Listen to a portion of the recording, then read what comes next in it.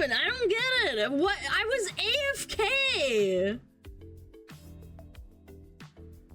What the fuck happened?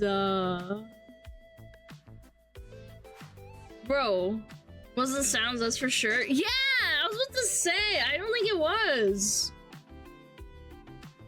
Oh my god. Yeah, I don't know. I literally was AFK. And then it went boom. I guess. Let me check the crash logs. Crash. Wow, that's crazy. There was none. So cool. I love that.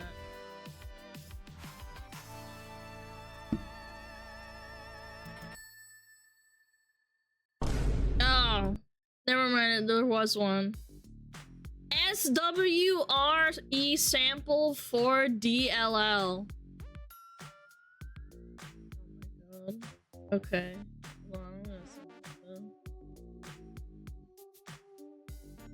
Crashed again. Sorry, sample. I wasn't even doing anything. I was AFK.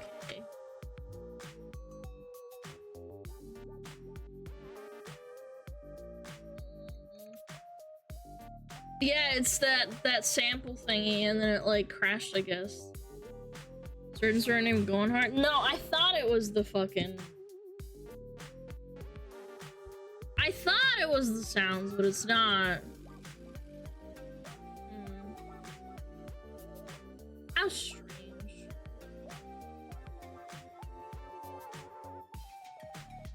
Wow, thanks, Stream Elements.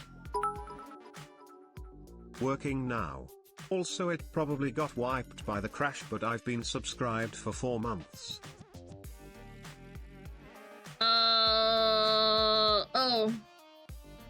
No, it didn't get wiped. Thanks, Shroud. Thank you for 4 months. Sorry, I'm trying to send the crash logs over so that I can figure out what's going on. Cause like I was legit AFK, nothing happened.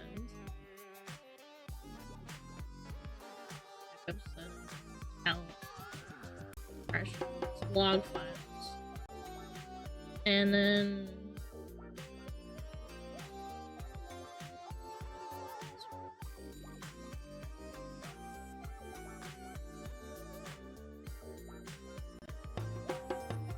There's just sending me an audio encoding through FFmpeg. What does that mean? Can you speak English? How fucking annoying is that, chat? Totally not sad. Hi, SmugAlana.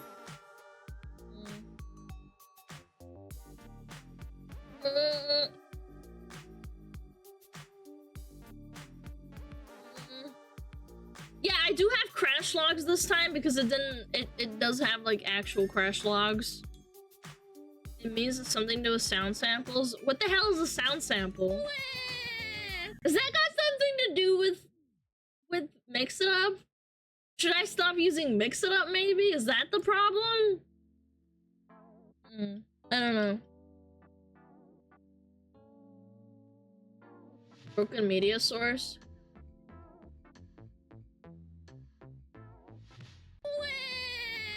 I don't know, I might open a ticket with Stream Elements and see what it could be. I don't know.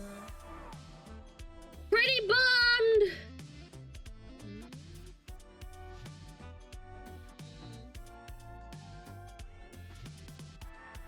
Yeah.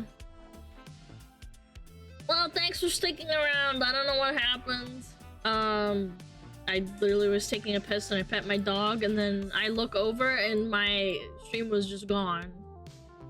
I was like, what the fuck? I don't know. Very weird. Bizarre, even. Can't believe it happened while you're AFK. Well, that's what's mind-blowing to me. Like, it happened when I wasn't even there or doing anything. So, I don't know.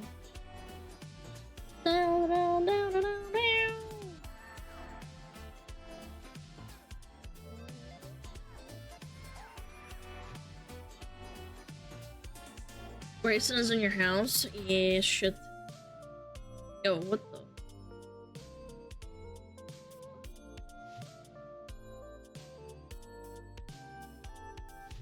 Huh.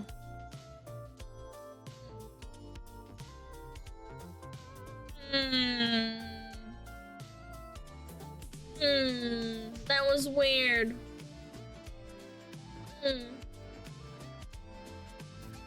Okay. What is the normal react? Who cares? Right, chat.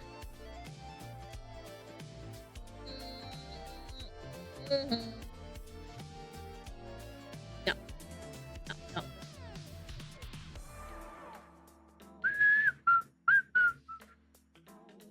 Why the fuck is my Tyler? No, wait. I'm gonna restart my Firefox.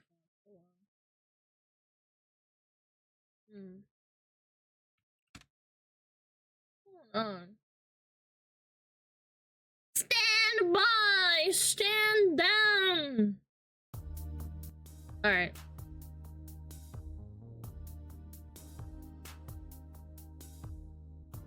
Let's do something lighthearted first.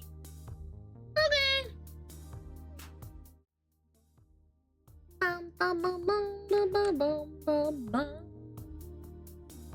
Oh, I don't have it connected. It's the great dark beyond, chat.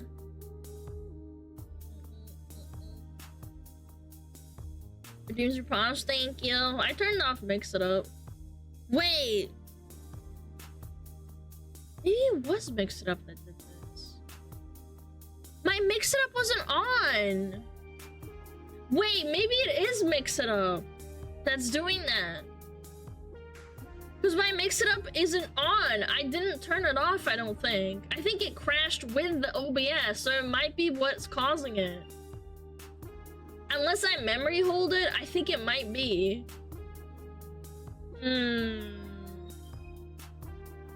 How do I check what windows I've closed recently? I don't know. I believe it was. You think so? I don't know. What if we try and like run without Mix It Up for a while? Mix this up. How is it sourced in OBS?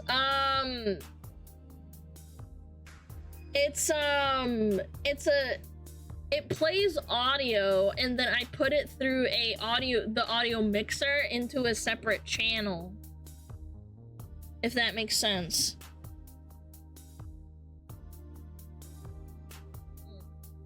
Well, no use worrying about it now, I guess. I don't know. You can use Event Viewer on Windows to find if it crashed. Okay.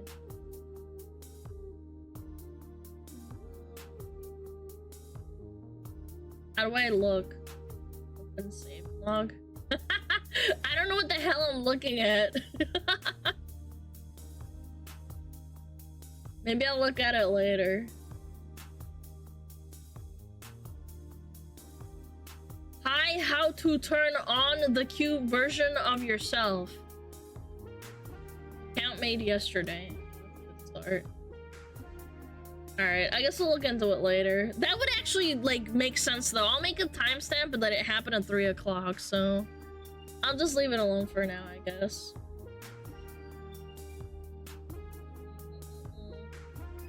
Alright.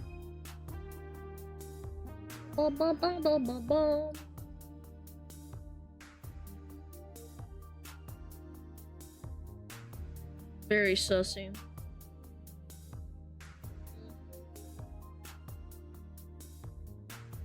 Click Windows Logs, kick application you want. Windows Logs. Application.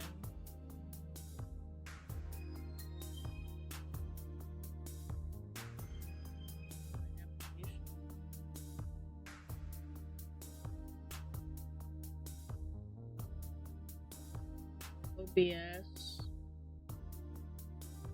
Salt bucket. Log name application.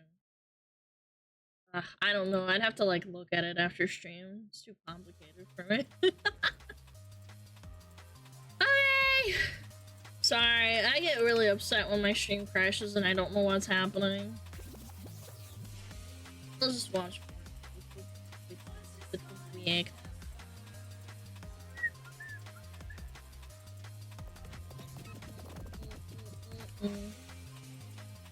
Okay. Let's watch this video! Oh, why is it stamped like this?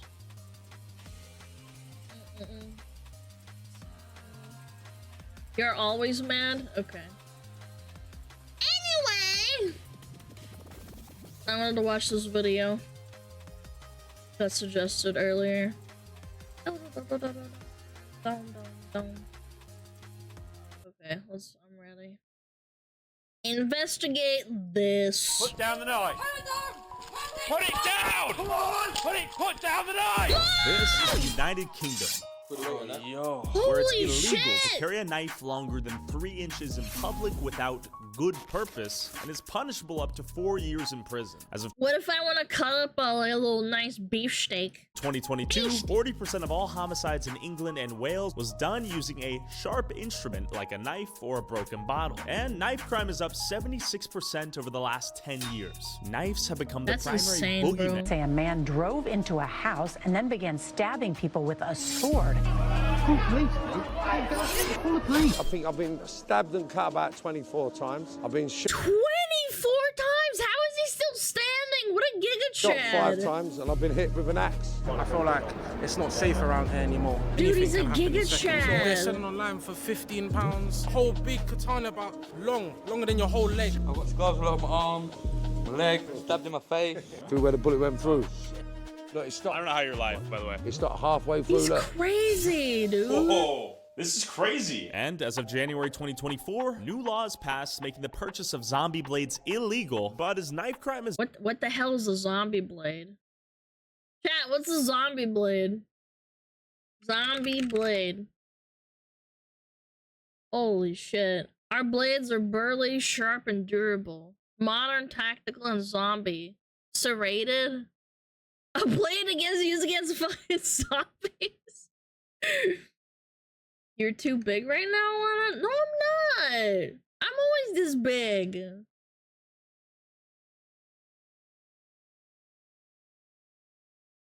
Not. Oh my god. Oh, Choco messaged me back. as bad as the Good. media paints it out to be? Are people afraid of getting stabbed while walking the streets of London? And will banning the purchase of knives stop people from stabbing each other? I pulled up No, absolutely not. Absolutely not. People are crazy. They will find any means to find a knife or any other weapon. to Camden, a borough in central London, to find out. Then it's not the knife's fault. It depends who's got them. But I wouldn't say Yep. I'm not into banning anything really. I'm into regulation. Okay. Like zombie blades or just like all the knives? Pretty much everything. All of them? You think knives should be banned? Oh, absolutely. Yeah? Like all of them or just like the big zombie knives? Any? Anyone that carries knives in the streets are cowards. I think if you was to sit there and say, no, I don't think they should be banned, something's wrong. Something's wrong with you? Something's wrong. Yeah? Yeah, you shouldn't need to walk around with a knife. What do you cut your bread with? A knife, obviously. Oh, yeah, no, you're right. That's my dilemma. I mean, obviously on the street it's a little bit weird to carry a knife, but like you use it every day. Yeah. So- What would I happen? cut Would people start cutting their apples. food with like plastic knives? Forks. Okay, interesting. What about like a steak? You have to use a knife, but you can use a little tiny one. No sharp. Remind yourself, no Okay, sharp. all right. So it's all about that sharpness. No. Exactly. I'm scared. What? Ew, I'm not gonna. That logic. Serrated forks. tried to steal everything off of me with a knife. Take away the weapons. Okay. Knives? Knives. Just like, Like- on the street? Yeah. Sure. obviously, yeah. What about like kitchen knives? You can't really do that, can you? I don't know.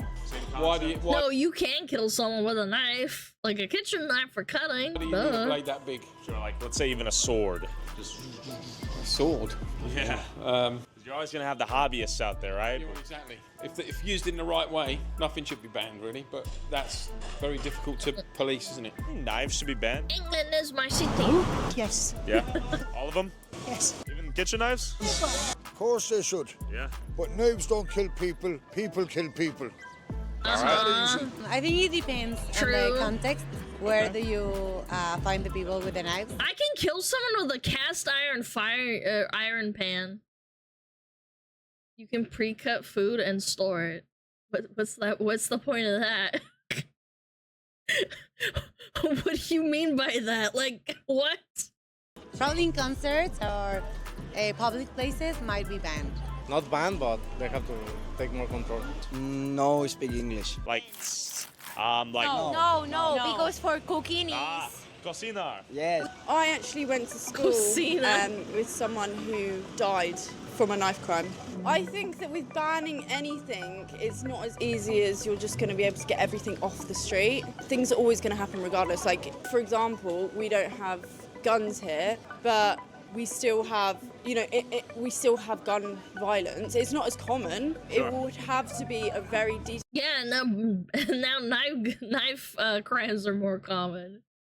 It sucks. People are evil. Really cracking down on different areas. It's a very complex issue that I don't think a flustered 21-year-old who just saw you on the street can answer. Yeah, no, hey, you did a great job of jumping into that.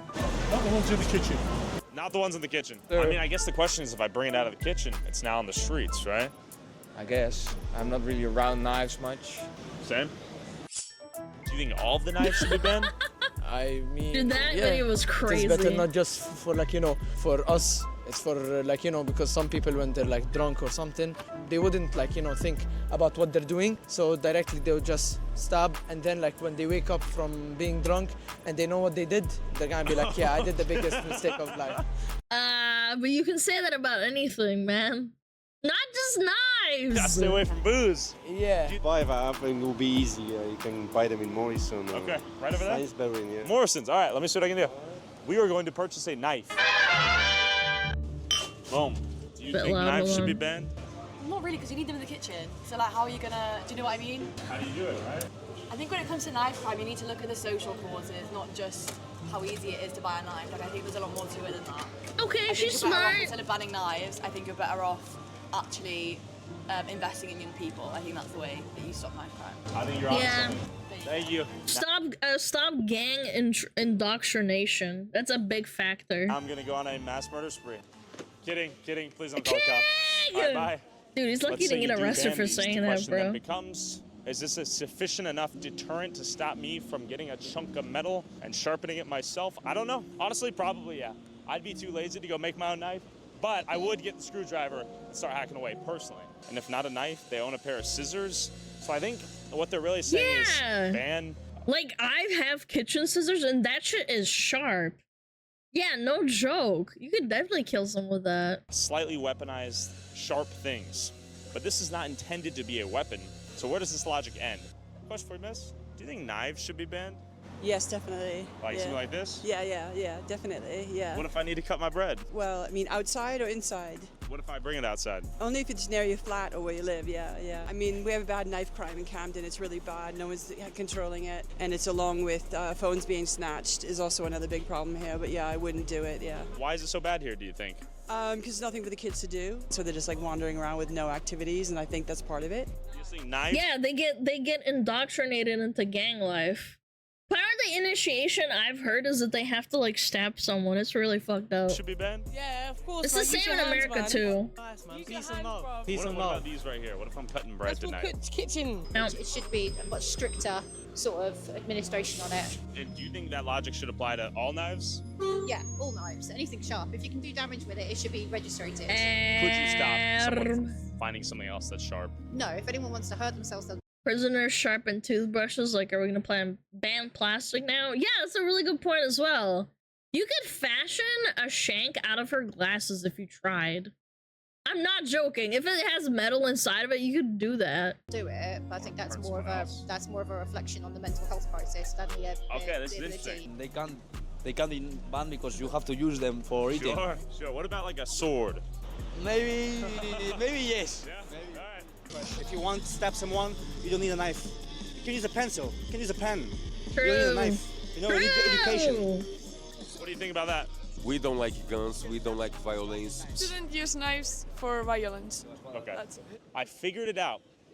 The simple answer is ban violence. But this new zombie knife ban begs the question. Once zombie knives are banned, should regular kitchen knives also be banned? Can a government regulate violence out of people? Or will people just find other creative ways of hurting each other? I pulled up to Edmonton and met up with Farron, an anti-knife crime activist and vigilante superhero who runs a knife amnesty program where he meets up with knife owners, allowing them to anonymously turn their knives in, avoid criminal charges for possessing them in the first place, all while taking knives off the streets. Young people see me as a place of hope and a place of relief where look at those things, man. With no consequences.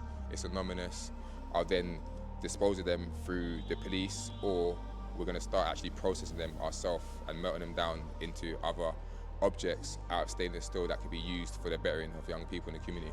Like, the main aim is if we can transform these young children's mental thinking, then hopefully that should transition to positive actions. And how many knives would you say you've retrieved from the youth the time you've been doing this? Just under 5,000 right now. Whoa. 5,000? We work strategically with thousands of different organisations. When thousands take the weapons off them, sometimes they need that's insane. more longer-term support, and it's how we work with them afterwards to stop. You need to work on the kids. I'm telling you, the same thing happens in America, but like in a different way.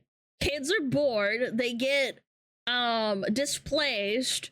They don't have any like what is it called, like direction, and they get lost, and it's really easy to manipulate them, and adults will manipulate them into doing bad shit.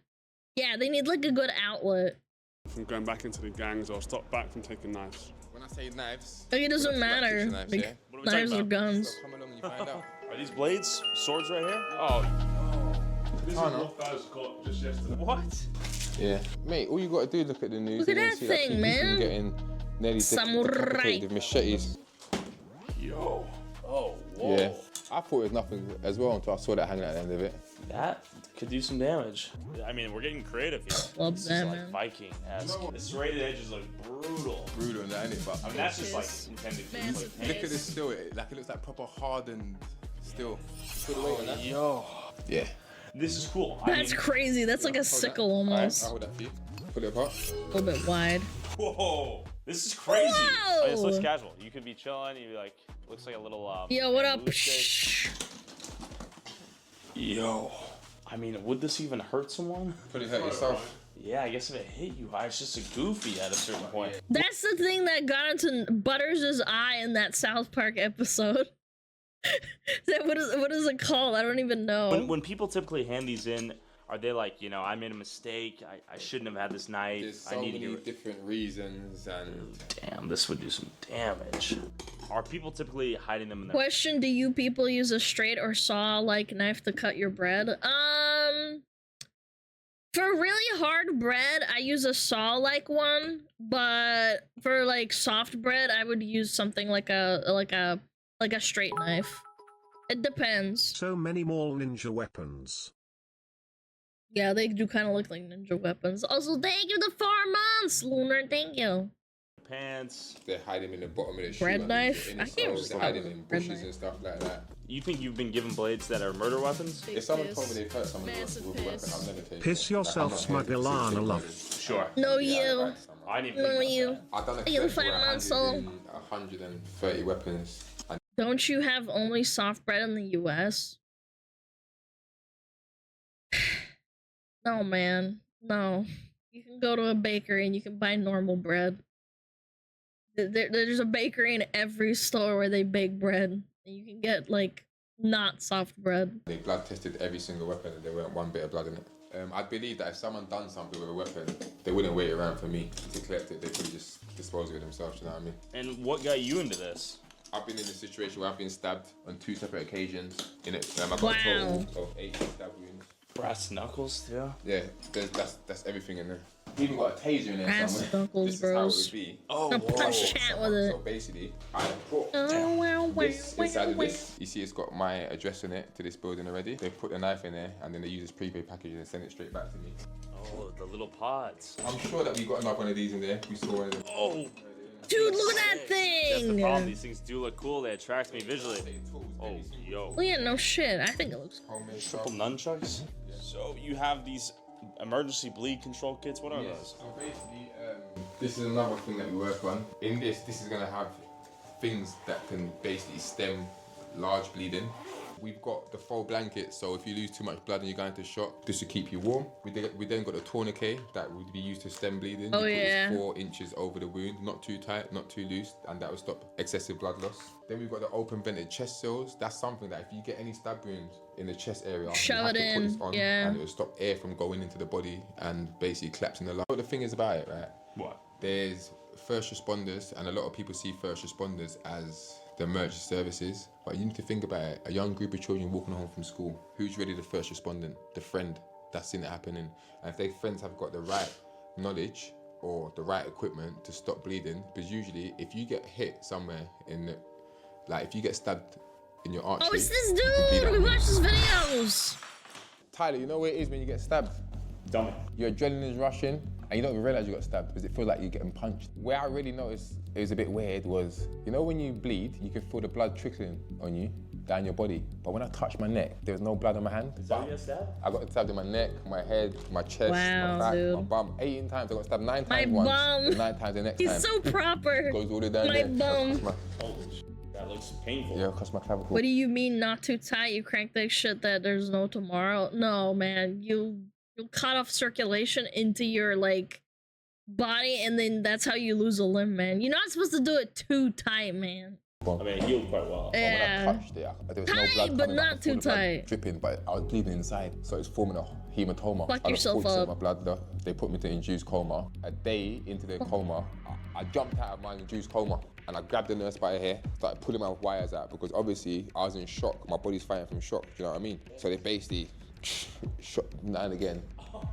Then I got up and I had to tube out my neck, tube in my arm, drip in my other arm, tube in my foot. I had the catheter in, and there I was just like, f you, man. But my main problem was like, it gave me nerve damage. So I had a lot to work back from. It's like a big shock. Like when I got stabbed, it's like a big blur of white. It went jing. Wow, I just heard dude. a big ringing noise like that, and I couldn't understand what happened. Like out of the 5 nerves that control your neck and your arm and all that, 4 of them got cut straight through. The 5th one got severed. The guy stabbed me once, stabbed me twice. But the second stab in my neck, my arms went down, bang like that. I was trying to fight him off, and he just kept stabbing me, stabbing me, and I fell on the floor. And I was like, I remember thinking, fuck. I was like, I've never lost a fight before. What the f just happened? Oh my god! I was like, man. He All got I thought humbled a was little bit, like, huh? And then after that, it's like he started to go one way. I started to crawl off like that. I was crawling off, I was like, and I said to me, bastard. And then he come back to me again when I was crawling off. I was like, me. Then he stabbed me in my fucking spine, just on the spine, and stabbed me in my and the Dude, bottom of my he bum again. fucking stabbed him while he was down! After that, the fucking police come in it. I'm trying to be normal scumbag. now. I'm not trying to get arrested. They've come up to me, they're like, oh, we heard there's been a fight, what's going on? Da, da, da, da, da. I said, nothing, man. I said, I'm good. No, nothing's going on. And she's chatting to me. These times, I'm starting to fade now. I've just been stabbed 9 times in it. So I'm just like... The fact that he's like still talking after getting stabbed that many times, like, man. you're right, I'm like, yeah, That's I'm cool. crazy. I'm alright, man. I said, what's wrong? I said, oh, I'm tired, I've been jogging. But these times, I'm in the Fighting Michael Myers. You get me? Yeah, you're dying. And then she's like, cold red, cold red, cold red, multiple stab wounds, bro. Literally, I look down, my top's just going like that. It's just getting redder, redder, redder, redder, redder. My hair was hanging on my shoulder. I just remember getting rushed to the hospital. I just remember saying to him, like, why ain't my arm working? Why ain't my arm working? And he just said to me, like, our main thing is to stop your bleeding right now. Do you get me? I lost so much blood. And after that, yeah, man, just literally the road to recovery. It went from anger, revenge, and I think that's adrenaline why helps a I've just lot. got such a fight against knife crime. I feel like every single day I take a knife off someone, I feel like I'm getting my bit back at knife crime for what happened to me, do you know what I'm saying? So it's just like a forever burning furnace in my chest to just do what I can towards knife crime, do you know what I'm saying? Yeah. I mean, Good for him, man. So he had a fight with a female family member. I come back and defended it hand to hand, fucking smacked him up. Then he come back with a knife, and I used to pride myself in fighting, man. Do you know what I'm saying? Like that was me. Like I'd have a fight. I weren't a bully or nothing. But Man, did they put that guy in jail or not, I got stabbed 9 man? times once, then I got stabbed 9 times again. If I was a habitual knife carrier, I would have been the one doing the stabbing. And even to this day now, I'd never carry a knife. Like I'm good, and the life that I live, it'd be very, very strange for me to get in any sort of incidents where a knife's gonna be turned at me, do you know what I mean? You see America, you see when you don't say you're gonna give someone a life sentence, they be like, you get 100 years plus 2 more life sentences.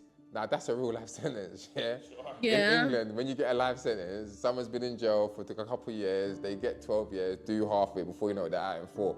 People say, oh, but look in America, people still do crazy things. I get it, but guess what? That crazy person, he ain't gonna be around for 70 years no more. He ain't getting a chance to come back out and do the same thing again. So I do think, yeah, the consequences in terms of law for people that's using stabbing, it's not a good deterrent. I just basically pray, yeah, that the children of England... So the guy almost killed him and he got out after a couple of years.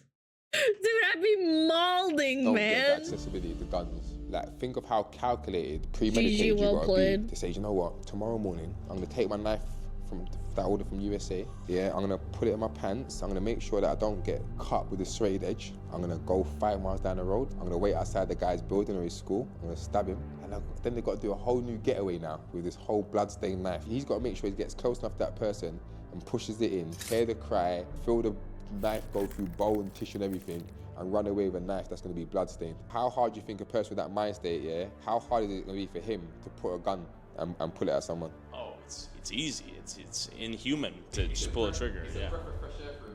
This That's is true. wild that people are buying these for 50p. I mean, I don't know why. 50 pence. That's like $1. Impossible. Well, these guys are not only taking these $1, blades isn't straight it? out of Elden Ring off the streets and into Elden safe Ring, hands, they okay. also melt the metal from these blades and turn it into things like gym equipment for at-risk youth to use at this youth center they're building. We got a partnership with Amazon. All their defected goods or return goods, they come to us and we basically get an engineer, fix them with young people, and we give them out to the community or people that's in need of them. We've got about 28 rooms that are done. These are some of the rooms. We've got about 37 to go. We've got upstairs, 50 downstairs. pounds? No, he said massive 50 photography and pence. Film studios, media rooms, and we really Pence. want to do a lot of dynamic activities to really empower and support these young people. All here, from end to end, will be one massive video wall. Yo! This is sick. Yeah. With resources to turn in your weapon and chill in a safe environment after school, you gotta wonder why young men are buying these weapons in the first place. I met up with Marvin Herbert, ex-career criminal, gangster, and alleged killer. He learned his lesson the hard way though after getting shot in the face and balls. And he now advocates for the youth to stay away from the life of crime.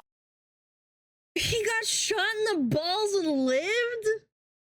Ads? Okay, we'll wait for ads. Dude, that's insane!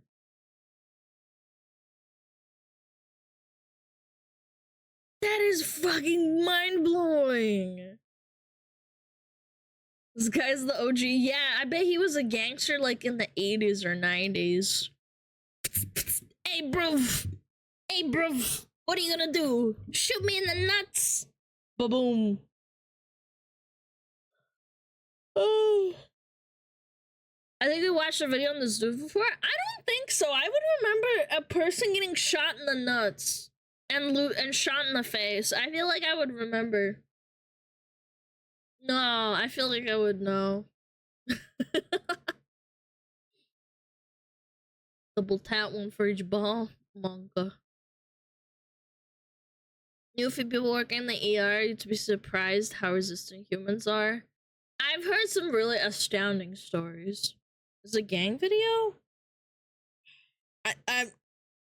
I feel like I would remember. I feel like I would remember something like this. I don't remember English or gangster or guy shot in balls.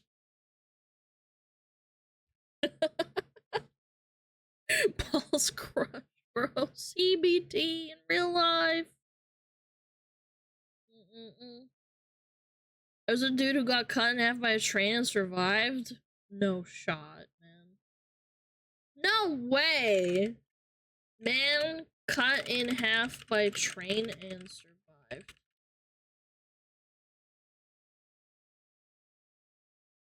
Who was survived? Amazon delivery truck struck by train in half by passing train and survived. Holy shit, he actually lived. Wow. Wow, dude. That's impressive. That's mind-blowing, dude. Freedom from ads, nice. Okay. Did the ads stop? Yeah, they did. Okay, let's keep going. crime he once led. But before we meet Marv, have you ever had someone place a paper bag full of burning dog poop on your front door after Googling your address, finding where you live, and hunting you down? No. Neither have I. But I'm sure that's happened to someone because data brokers are selling your information. For example, I just found Joe Biden's address in 5 seconds. Not the Joe Biden, but a Joe Biden. And of course, with all your info out there, the risk of identity theft and phishing scams is always there. You ever gotten a phone call claiming to be from a bank or to pay a parking ticket you may or may not have gotten from an unknown number? You're not alone. But luckily for you and me, the sponsor of this video, Delete Me, can help you keep your personal information private. I've been using it since March. Delete Me has reviewed over 1,000 listings. What up, YouTube wouldn't stop recommending you, so let's see what you're all about. What up, Jack? So why not take back control of your personal data and join We're doing React right now. We're reacting. joindeleteme.com/Tyler and use promo code Tyler at checkout. Delete Thanks, Delete Me. this. Let's go meet Marvin. Marvin, everyone calls you an ex-career criminal, and now what are you up to? This guy's a I'm a badass. I'm leading the people towards a better destiny, a better outcome, and a better sort of Dude, he's so posh looking too. journeys. Do you know what I mean? Like, I'm steering people away from my old existence into a light of love and acceptance and sort of a selflessness. It looks dapper, yeah. Something that happened to you that led you to switch your path and pivot? Yeah, well, basically, if I'm being honest, I got arrested in 2012 for 4 murders, and I got extradited from Spain to England to stand trial. Whilst I was on trial, and one of the people that used to work for me ran a bill up. We used to give people drugs and everything to sell, and this one kid ran a bill up that was exponential, and he needed to be taught a lesson. So I wanted to hurt him. When I went to hurt him, I kind of found out he was my son's best mate, or one of my son's closest friends. And I realised the ripple effect of the actions I was committing was just harming kids. And it's got to stop. And that was that in 2014. How did he get out of being a murderer of 4 people and still being able to live?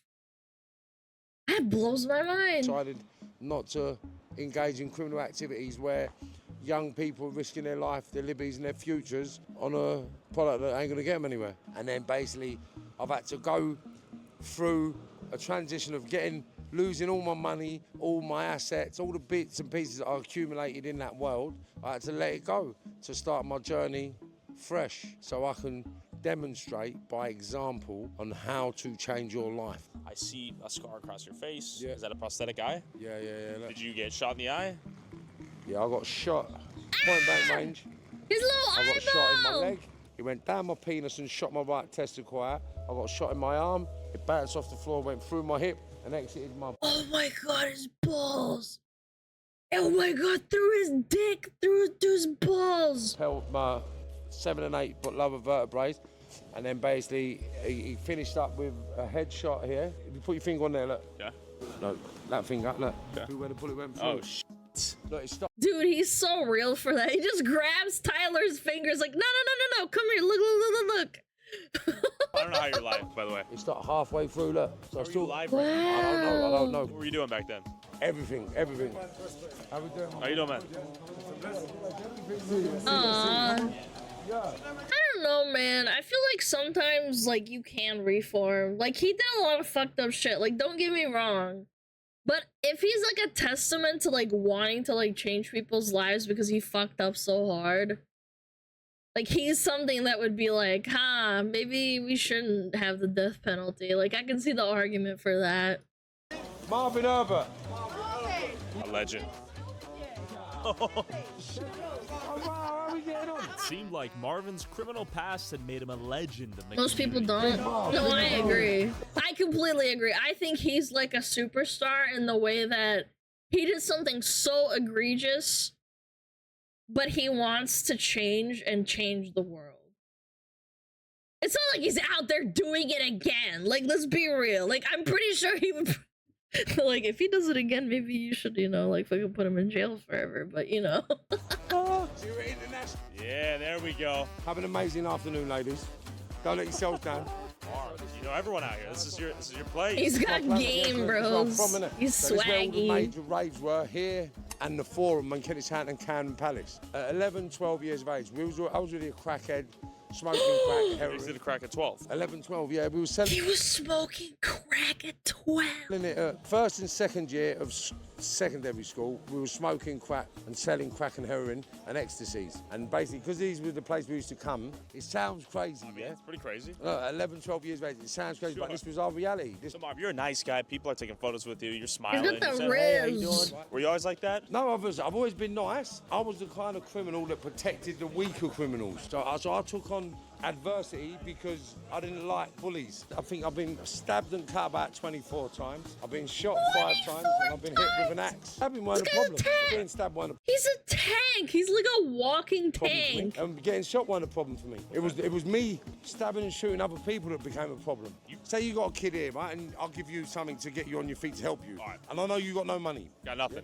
But then when you f up, I'm supposed to do what? Stab and shoot you. That's not fair. You have to, right? Yeah, but it's not fair, is it? I've never hurt anybody for money. Do you know what I mean? That's one thing I've never done. And anybody that owed me money, they got left alone. Have an amazing afternoon, gentlemen. I will do. Don't let yourselves down now. You're like a ray of sunshine out here, Mark.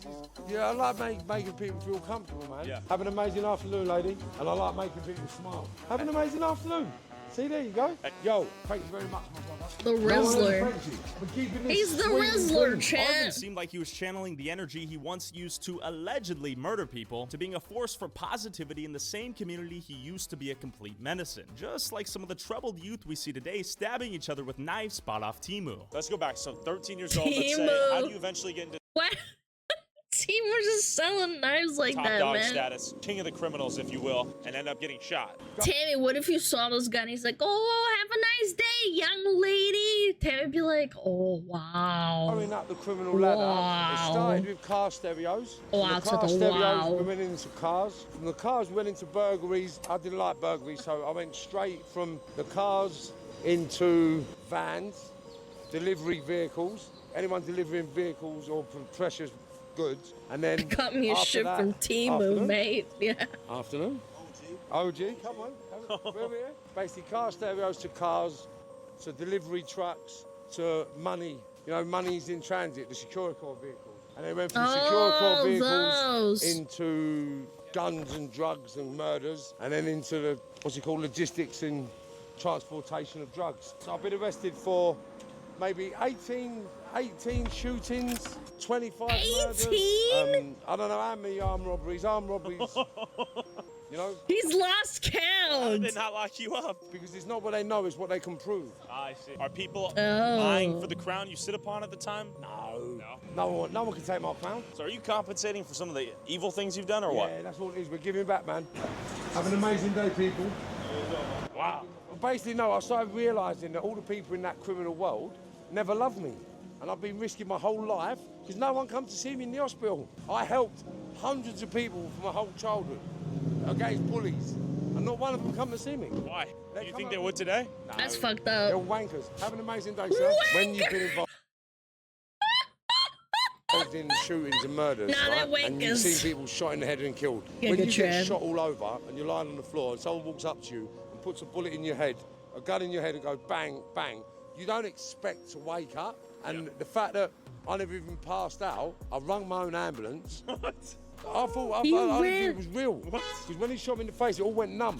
I didn't know what happened. What I did do was That's got better. insane, bro. Yeah? Healed up. Ah! Now I'm the sickest machine you'll ever see. And if any of them come in my journey right now, then they'd face me at the best version of me possible. I actually realised that the universe, people call it God, wanted me alive, mate. Have an amazing day, sir. When I've turned my life around. I mean, honestly, after multiple stabbings, getting shot through the dick, into the balls, getting shot through your ribs, and then shot in the head, I feel like, yeah, I think something out there is telling you to not die. And I ran out of money, and I had nowhere to live, and I was homeless. My mate, Like, let's I be rang him up, I said, realistic. "What can I Not do? a lot Where of can I people go?" get shot He in said, the "I've head got a and yard. live. You can have the yard. So Let's check it out. Oh, right on. This is a nice little flat, eh? What do we got going on here? What's up there? Doggies! Look, he's Where we're doggies! starting HMP from. Okay. So this is a reset we're witnessing. It's a reset, man. So you went from top of the organized crime world and you're back here, you're resetting. With all the alleged murders and crimes to rise to the top of the criminal ladder, once the law catches up to you, you get sent all the way back down to level 1. I met up with Venom, a youngster allegedly still in the game, who looks up to Marv so I could try to figure out why he would even consider messing with the law after seeing Marv's current life situation. Have you ever had to use a knife? Yeah, in the kitchen. Okay. And you're kind of a new gen criminal or what? New gen. Criminal is just that get by in life. Do you know what I mean? Work for government. I don't see working a 9 to 5 going to get you a nice car or get a mortgage or. Do you know what I mean? When you're government, you're locked in. So. Locked in. You're taking to some more unconventional methods to make some money. Yeah. Like the things I want to do, like that. Do you know what I mean? I can't do it with a 9 to 5. And plus, I don't really like taking orders or. This guy should become a VTuber instead. Do you know what I mean? So you're kind of independent on the streets? Yeah. Well, when I was homeless when I was 14, 15. Like, went into care. Do you know what I mean? I had to do like criminal stuff to be able to pay for a hotel because I couldn't get ours. Because I didn't have no family or support when I was younger. I did, but not as good. You know what I mean? Yeah. So you walk around here. You have like a piece on you? I ain't gonna say too much, but what's something one might protect themselves with out here? Well, out here in London, anything goes, mate. You could have a bottle of acid, a chiv, a pinger. Bottle of acid? A chiv, a pinger. Anything goes. And like, when you're on the road, You sound like it's foods. not like you're a law abiding citizen. You can just walk down the street and then, do you know what I mean? Yeah, you got to look after your shoulder. You don't know who's who. You don't know who's talking behind your back. You don't know who's trying to stab you in the back or set you up. So it's not a nice life, but it builds you into a strong person. I got stabbed 3 weeks ago as well. Get stabbed. Tammy's bringing it back. Yeah. Tammy, are you getting flashbacks? Whoa. That's another one. Spanish slang for pee-pee. Oh, I did not know that. I don't give a fuck who you are. Give what you've done in your PTSD. life, It's all coming back. Whereabouts, do you know what I mean? You pissed me off. Start shaking chat right now. You know, I know I'm going to lose in my head, but I'm not losing. I'm winning. I'm going to step toe to toe, and if I get knocked out, sweet, I'll go and I'll come back with a bigger thing. Do you know what I mean? That's how it is. I ain't backing out for no one. Thing, we're talking maybe a chicken cutter? I don't know, might be a paintball gun or something. He's funny. I got funny this guy. from an unknown source, but this is pretty standard carry out here, or what?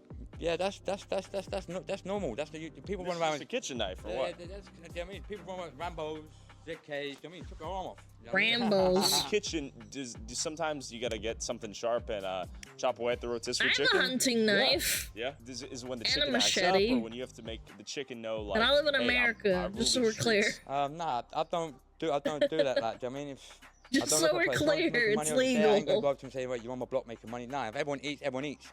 But if you bother my peace or bother any of my family or my friends, then yeah. It's not like the olden days where everyone has a one-on-one Please hit me like with down them. around Millwall No. in the park or Walmart? you shake No, hands not and a you fuck. Walmart Nah, machete. mate. Like my other friend, I mean, he got stabbed. Like, I mean, he died. Like one more tattoo, all that. So these tattoos represent people you've lost? Yeah. They're here and here. And this is due to knife violence or what? One of them was knife violence. One was a bike accident. A bike? Yeah, come off a bike. I think he was getting chased by police. I don't know the full story. So I've had to do it and learn things and pick up things during the streets, do you know what I mean? Sure. But I don't regret it because it's made me the person who I am. How did you get the name Venom? Obviously. Oh my God, why did you have to obviously, I'm a flash good, that on the loving, screen? loyal, It's caring, respectful terrifying. person. But like when goes down and I have to like go on a job or I have to do someone, then I'm the most evilest person. Do you know what I mean? Because you eerie? Like, I wouldn't say Bro, I'm this a good guy's person, role but playing when so hard pissed me right off now. Chat of Venom.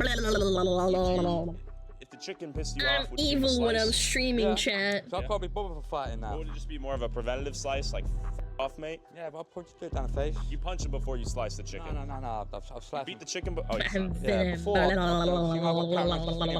rather do the geezer before he does me. Like, I got stabbed in my chest, like, do you know what I mean? I was very close, I didn't die. But the doctor said I've never experienced anyone that's been stabbed in the chest and how they are now. I said, mate, you just got to keep positive.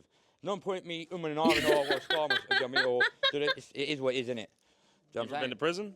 Yeah, I've done about six years. 6 years already. The police are like, any crimes they'll be going up? standing there and you'll be watching someone getting robbed for a bike or a kettle. They're just themselves. Kettle. Oh boy, they're just employing everyone because they ain't got no proper stuff. They're employing fats. And I'm looking and thinking, how the f you passed a police training thing? Dude, he's popping you know what I mean? Like, off. I've experienced it there and I've learned it when I was in HMP Belmarsh. I understand this guy without the One black fella, subs. one mate of mine called Money, He come up to me, he's like, mate, do you know what he's in here for? I said, nah. I can kind of understand it when I'm not looking at It's a sausage. looking at the like div, innit? Like wanker, innit? But Black Power said to me, he's like, mate, he's in here. He's phoned old Bill to the house. Old Bill's come. He's grabbed the 2 old Bill, killed them, chopped them up, boiled them, he's cooked them, and he's ate them. And then the only way he ate them, yeah. The only way he got found guilty is that DNA test finished, and had the police. Yo, what a wanker. Finish, yeah, cannibal. And I'm there throwing wet tissue at him, and I'm thinking, what? But he looked. Reality of the road is everybody's trying to get off it. Yeah. Everyone. Yeah. Like, I ain't stopping until I've got 10 milk fat and I'm off. I can walk my own laying yard. them Like, my up. kids are good. Like, I'm not stopping. And I'm not settling for less. You won't leave the game until you have that figured out? Yeah. Do you know what I mean? My own business. Like, I ain't doing no 9 to 5. Yeah, you can't walk away from that fast money. You don't respect it, innit? Because if you had to grow up and save up to 30 grand, you ain't going to blow it as quick as, you know what I mean? Well, so when I'm getting 30 grand with like 30-minute job, I'm blowing it. Like, I'm not taking it serious. But I'm thinking, yeah, I could do another job. We're talking like coke and hookers or what? No. What are we talking? Robberies. I see. What? Robberies. Robberies. Yeah, no worries. Marv, what's going on with today's youth? They're bored. Is it much different from when you were a little gangster? Because look, when we were kids growing up, yeah, we had to fight to create a reputation, like, and you had to stand up and fight. You had to stand up for yourself, and if you weren't prepared to stand up for yourself, then you was used and abused. But if you had a difference with somebody, or you had an issue with someone, then you had to have a fight, and that was how you sorted your differences. Fighting. With the knife? No. With Can hands you and feet. fucking shank me, the mate? knives came No. in later. So, what do you think has changed in the modern youth's perspective on violence? Boredom, man. I bet you 100% of it is boredom, or at least a good portion. Stabbing each other, being a part of a gang. Social media and yep, social media. Kids don't realise. Yep, clout chasing, social media doesn't help at all. So when they commit these stabbings and these cuttings, they don't actually realise that they're actually going to decapitate someone, cripple someone, or kill someone. And then they think, what have I done? I don't want to go to prison. And then they fall apart. When we were growing up, we knew what we were doing and we knew the consequences and we were prepared to eat the consequences. So if you'd done something to me that was bad enough, then I would happily stab you up or shoot you and go to prison because it was worth it for me. Nowadays, these kids ain't got no values on anything. They're killing each other for nothing. That life ain't worth it. And if you're going down that road, then you are pathetically wasting your life and every opportunity you have to be the best version of you. Well, it's very I know sad. you're helping the youth now. What are you doing? Well, set up. There's a lot of people who are in well-off, like, situations that end up throwing it all away for clout chasing and on social media now. I feel like because a lot of people like him grew up poor, they thought that they had no choice and they just knew what they were gonna get into. And these kids, they're just like, oh yeah, you know what? I'm gonna stab Timmy because I'm so tough. Systems in football, boxing, music, media, and construction. Super To cringe. help navigate Super kids sad. away from crime into training and employment. But more importantly, I work with the hardest to reach kids that are leaving school, Timmy leaving has care, nicer shoes. leaving prison. And Brutal. I try to get them into being the best versions of them they can be. My idea is to create a business model with them and set them off into a sustainable lifestyle and a passion that they love.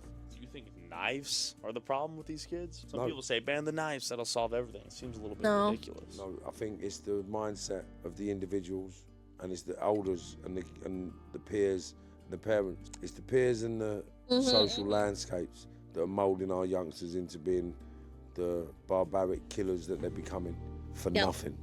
Special thanks to Marv and Farron, and you can go see Marv speak live this August. Link to everyone's socials and more info in the description below. Oh, you little doggos too. That was a cool video though. I like that. Educational chat. Clappies. Clappies in the chat though. Bum, bum, bum, bum. Yeah. That was cool. Oh yeah, I was supposed to watch this too. What the fuck? This looks AI generated. The guy's sunning his balls. I lived in a rough part of England. Growing up, the youngins need help. Yeah, that's so sad to hear. That's very sad. How else you gonna tan your balls?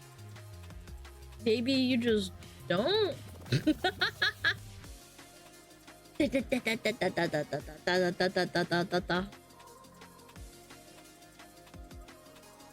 How does someone have 85 wives? Good question. I don't know. Probably some weird Mormon cult thing. If I had to guess. On my eyes. Yeah.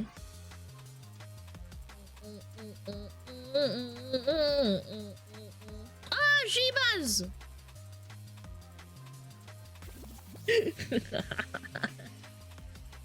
Doctor disrespecting these kids. Why are they in cults, chat? Cult. Look at that fat Sheba ass. It's cold. Brother, it is in the middle of summer in Japan. You think it's cold?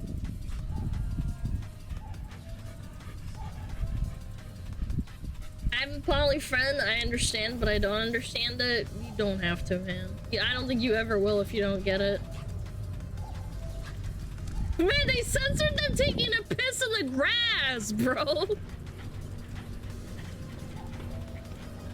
Aw, they're so fucking cute, man. Oh. So cute. They're precious, precious little babies. Sensitive people. I mean, I don't know. He censors his dogs like really weird. I thought Shiba were bigger. Nah, they're a little bit bigger than like beagles. Like slightly larger. Okay, let's just watch some daily dumps. Hello everyone, this is your daily dose of internet. Car smashed through the window. Okay, I was pretty close. That was This impressive. random giant blade came out of nowhere and hit this building.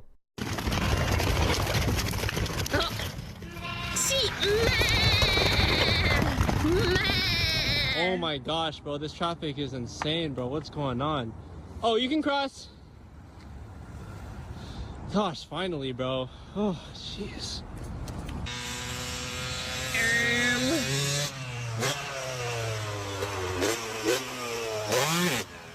This has to be the greatest throw. That was a pretty big that was like a good, what, like 2-3 seconds of hang time? Of all time. Oh, that's got a shot. Hey!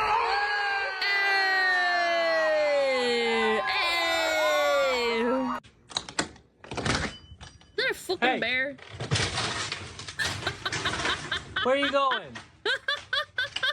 He spotted this guy that could use some help. POV, you're stealing some from the kitchen.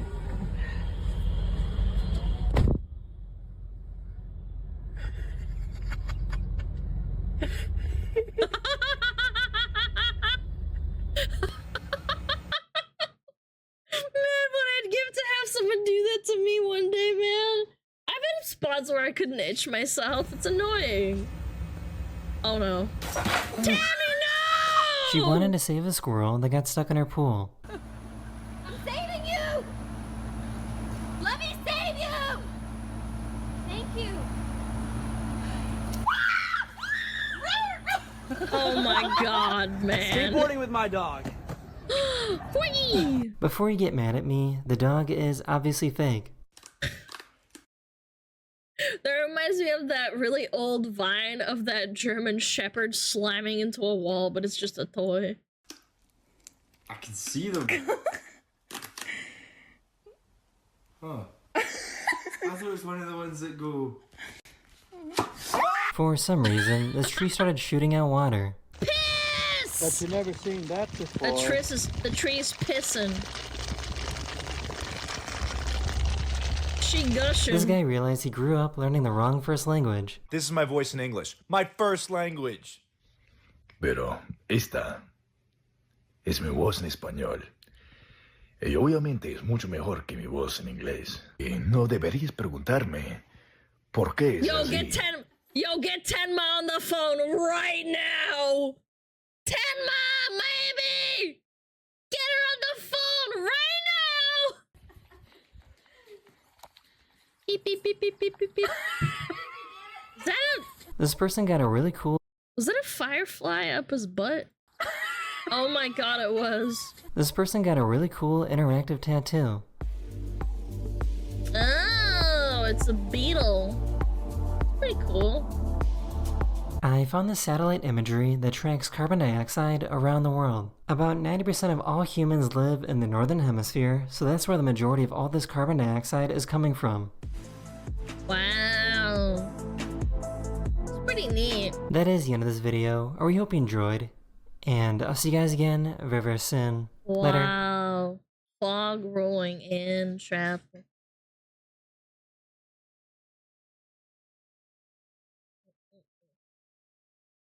Wow. In other words, we're stinky. Yeah, that's chat letting out all the farts at the same time during the stream. That thumbnail? Which one? Oh, Jesus! Oh my god! Get that off the screen right now!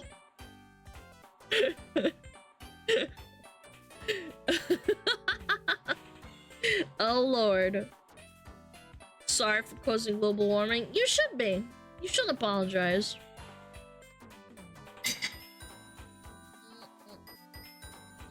Oh, Lord. He coming. Oh, Lord, I'm about to blow.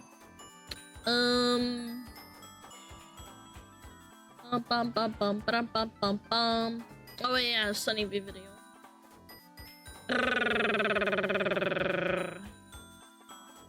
Okay.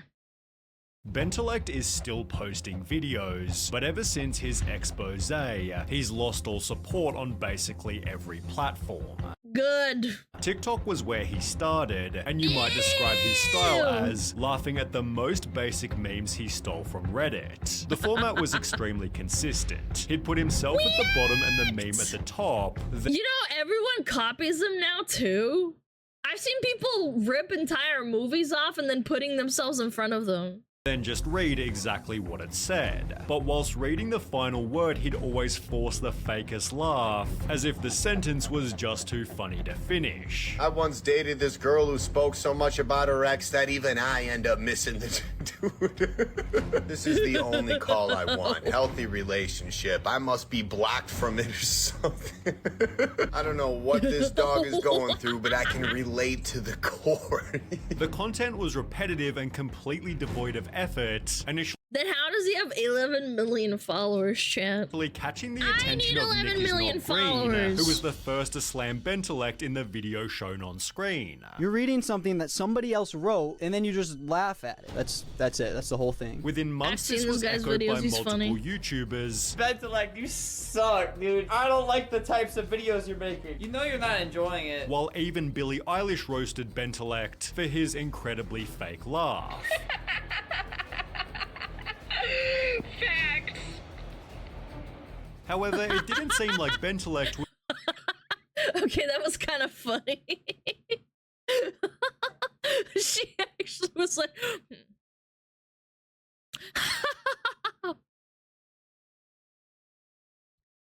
She cooked? Yeah, she cooked a little bit, chat. Is there another ad? Ad? Yeah, there's another ad. We'll wait. We will wait. People on social creatures, drones want to have an outward confirmation they're supposed to laugh tracks because of this too. I'm gonna need to fact check that. Hold on. Fact check. Fact check.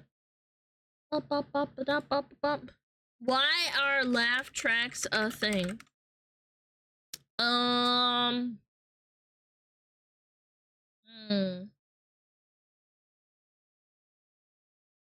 Engage at an at-home audience. Huh. Because of live audiences? Yeah, but now they add them in even though there's no such thing as live audiences anymore, really, to be honest. Yeah. I can tell a fake laugh when I smell one. Oh, absolutely. If you know someone really well, it's really easy to tell. I'm missing out on everything because of ads. Don't worry, I paused the video. Relax, gang. I got you. I got you, man. Alright, continue. Was doing anything wrong, and by watching his videos he seemed like a friendly guy. It is so awesome to be able to make people laugh just by sharing the tweets and memes that I think are funny and like bringing them to life in a way. And he definitely felt genuine when talking about his fans. One of my favorite things about social media is that I have people that I can communicate with, engage with. I kind of pride myself on being one of the creators who actually responds to DMs, takes feedback from fans. Ben believed he was So he's parasocial and people are parasocial back with him. Got it. being attacked because of the following reason. You're just an easy target because you're almost obnoxiously like happy. And that's like how I am in general. Although it'd be through another Nick is not green video that Bentelek's false kindness began to get exposed. Nick revealed that Ben had copyright struck the previous video he'd made on him. Not just copyright claim, but copyright strike my Oh, that's scummy. video and get it taken down because I was making fun of him. He even wrote the whole entire email out. With the email reading, this video should be removed and wanted to be looked into further. A large part of the video is content that I created, including videos from the video sharing app Cameo and screen recordings of my social media accounts. Yeah, what's wrong with that? He's criticizing you, you little ding-dong. About half the content in this video is my work, which you could only describe as laughable. Yeah, he basically complained that I was stealing his content and would link videos of him just stealing other people's content. Nick then exposed that even Bentelek's tweets were stolen. He doesn't just use other people's content to make his own, but he straight up steals it and reposts it on Twitter. When I say the other day, it can be any time between yesterday and my birth. That's a shameless one. Sheesh. Bentelek,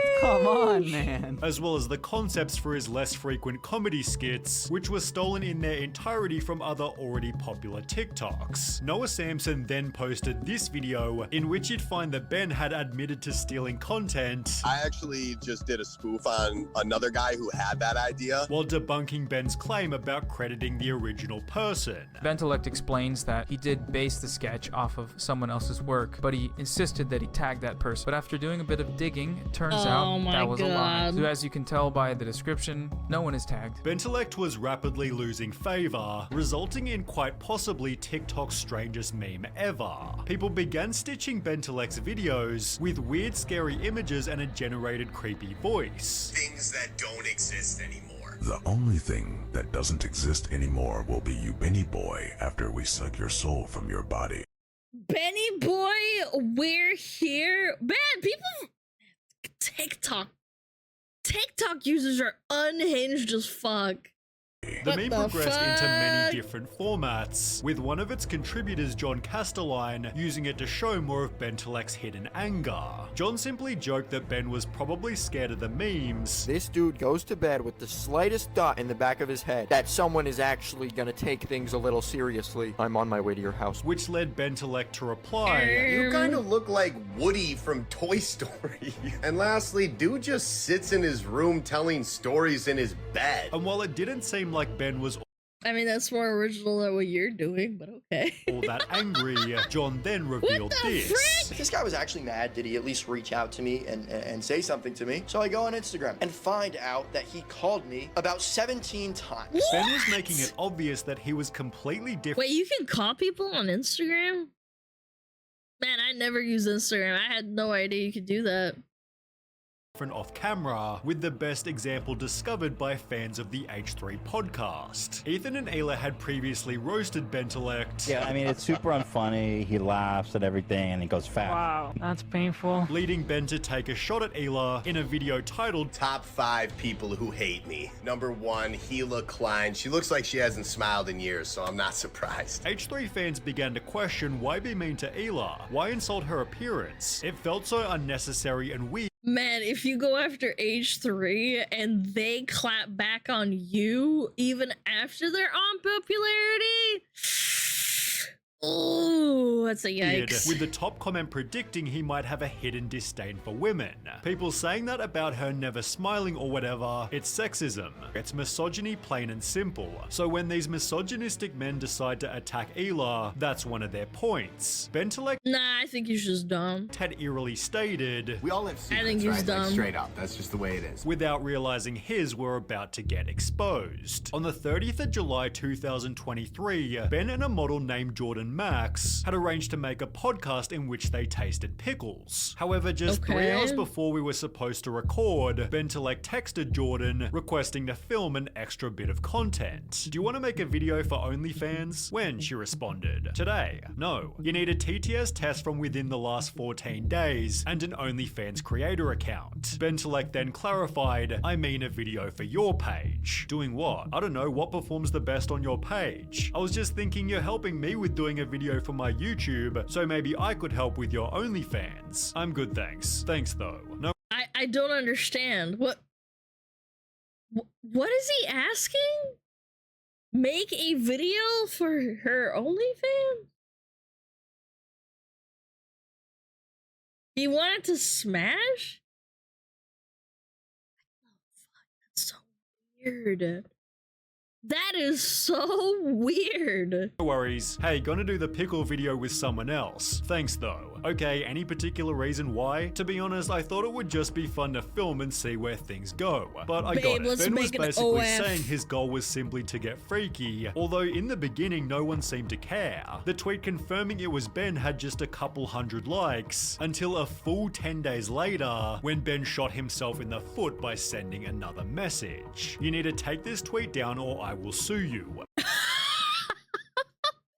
Jordan didn't delete her tweet, and within hours had instead written a new one. So it turns out that I'm not the only one Bentelek has tried this with. Another woman who wishes to stay anonymous DM'd me with screenshots from conversations that she had with him as well. Do you want to come over here and spend some time with me? Because on a side note, I do think I could probably make her some money on OnlyFans. Bentelek blanks crazy blank into oblivion. If you come over, I'll give you $1,000. I just really want you. I'm good right now. Don't try to bribe me with money, that's weird. No, that is weird, but I want to see you.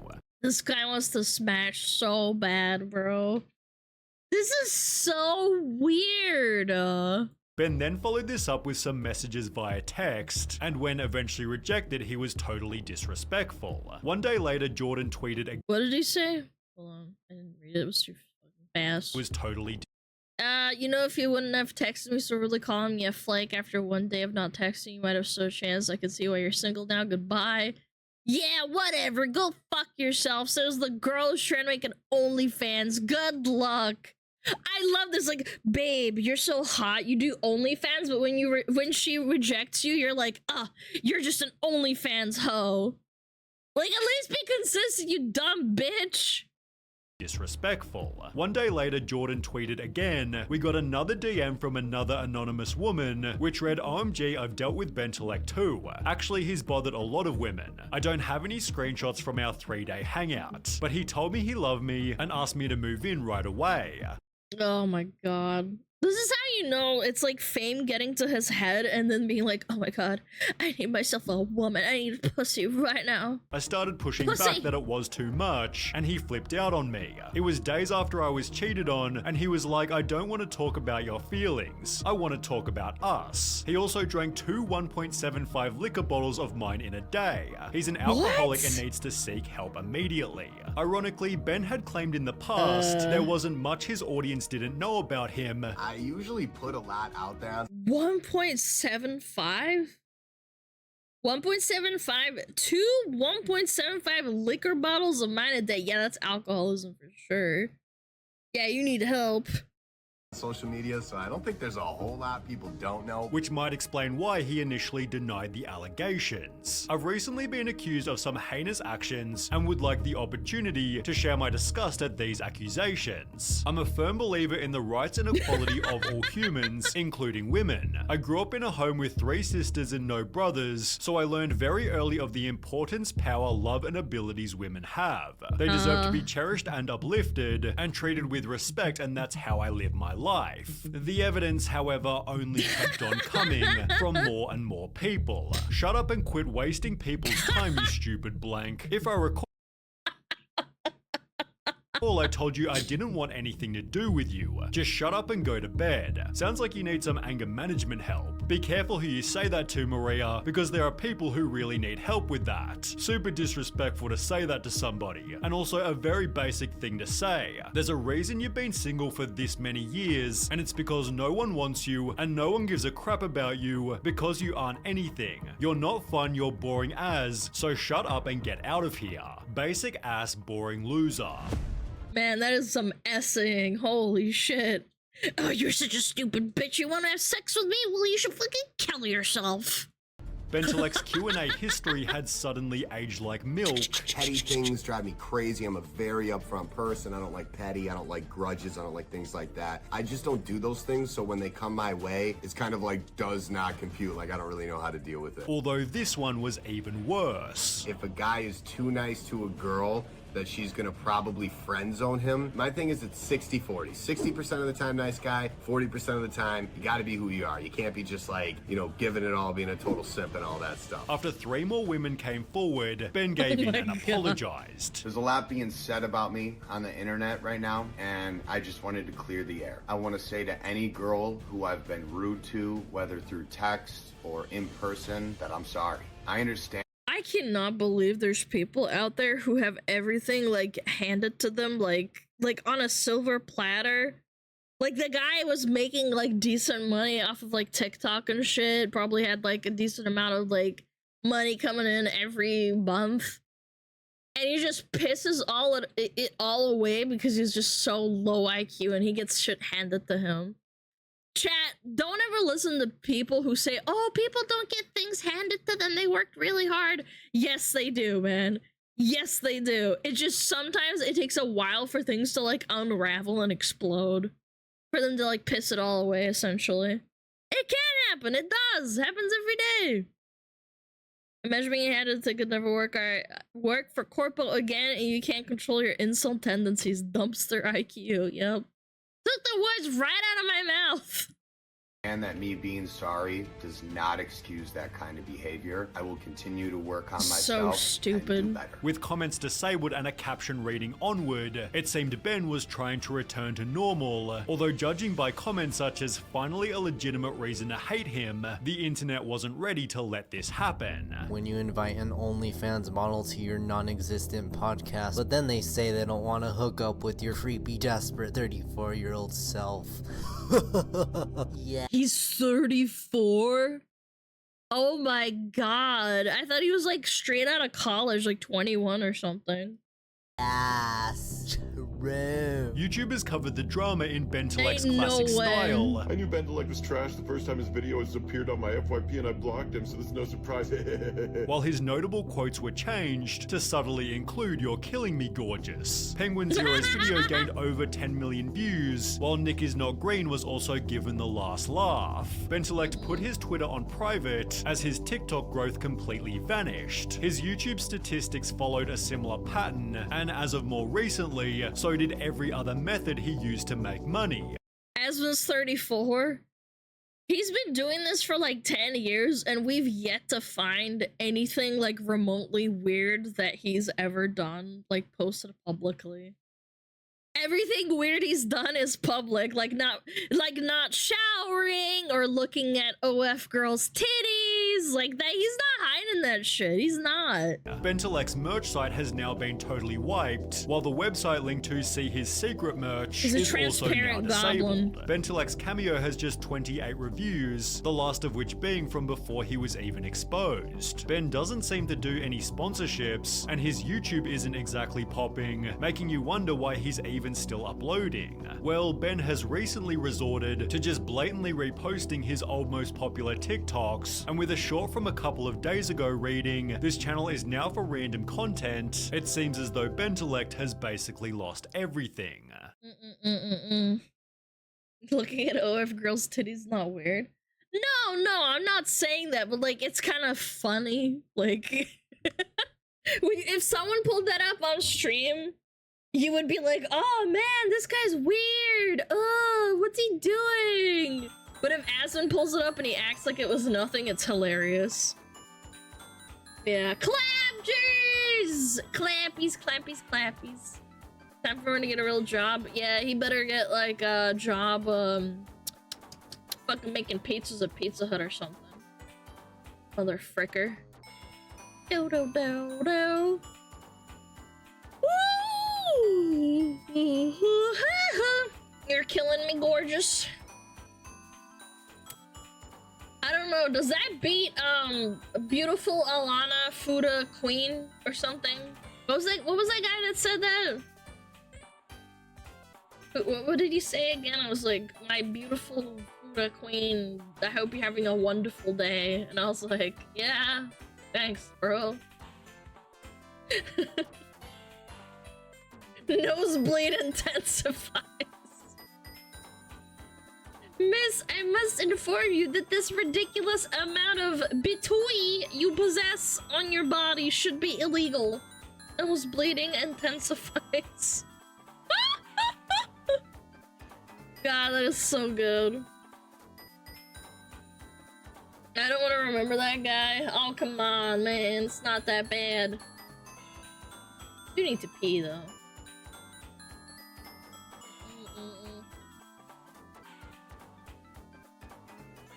How did he even come up with Fuda femboy would be more reasonable? Because people want to beat off to the Fudas. Fuda is one step away from Gagey. Ba ba ba ba ba ba ba. Go piss, girl. Yeah.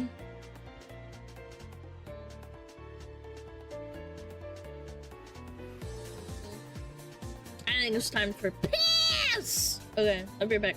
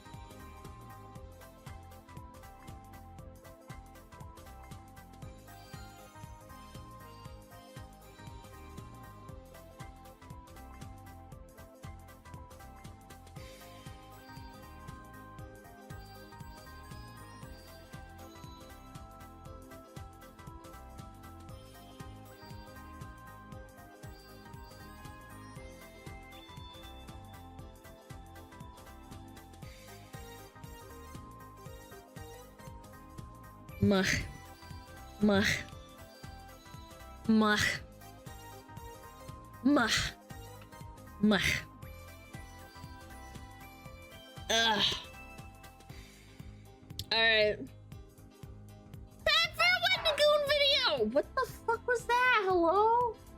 What'd you get mad at? You got mad at something outside. Stupid idiot. Stupid stinky dog. Alright. Time for a Wendigoon video! Yay! It's only 33 minutes! Poggers! Yeah, shit. Goon! Yes, the gooning. Wendigooning! Yeah. I like Wendigoon. He's super wholesome. Alright.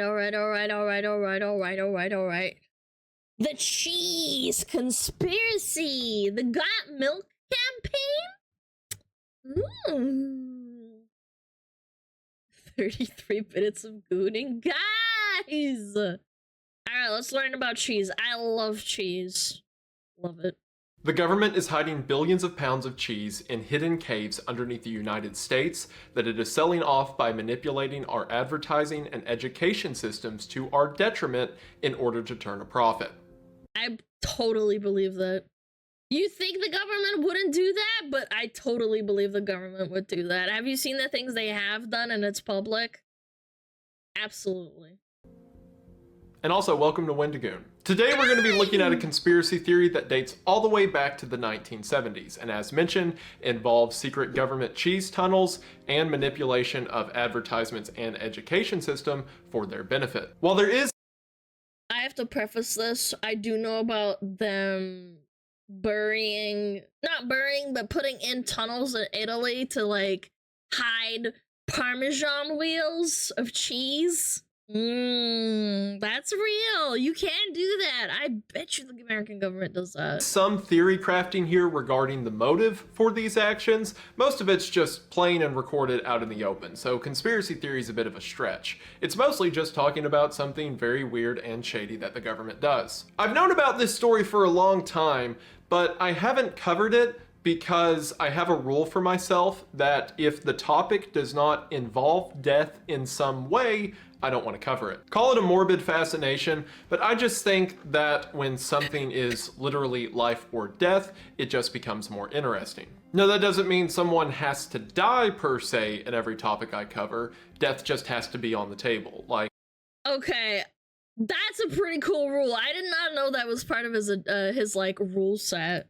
A disappearance, or like with the Akali Raft video, the researcher thought that death was going to happen and then it didn't happen, or cryptids, like they're capable of killing people. You get the point. But after looking into it a bit further, I think I can confidently associate various deaths with this story. We'll see how it goes. This is also the second time that I have worked milk into a conspiracy theory regarding the government overlooking the well-being of its citizens for a profit while wearing this shirt. And that's an opportunity I couldn't pass up. So hopefully you decide to stick around and see what this rabbit hole's all about. The one thing I want to mention before we get started is that right now, for a limited time, the Legacy of the Mothman poster is available. A lot of you will probably remember the Legacy of the Wendigo poster that I did a few months ago, and you all were so supportive with that, Invis wanted to keep the cryptid theme going. So here we have Legacy of the Mothman. We have a Mothman presiding over a small town of Point Pleasant during the winter, and I love the design of the Mothman. It's a combination of cute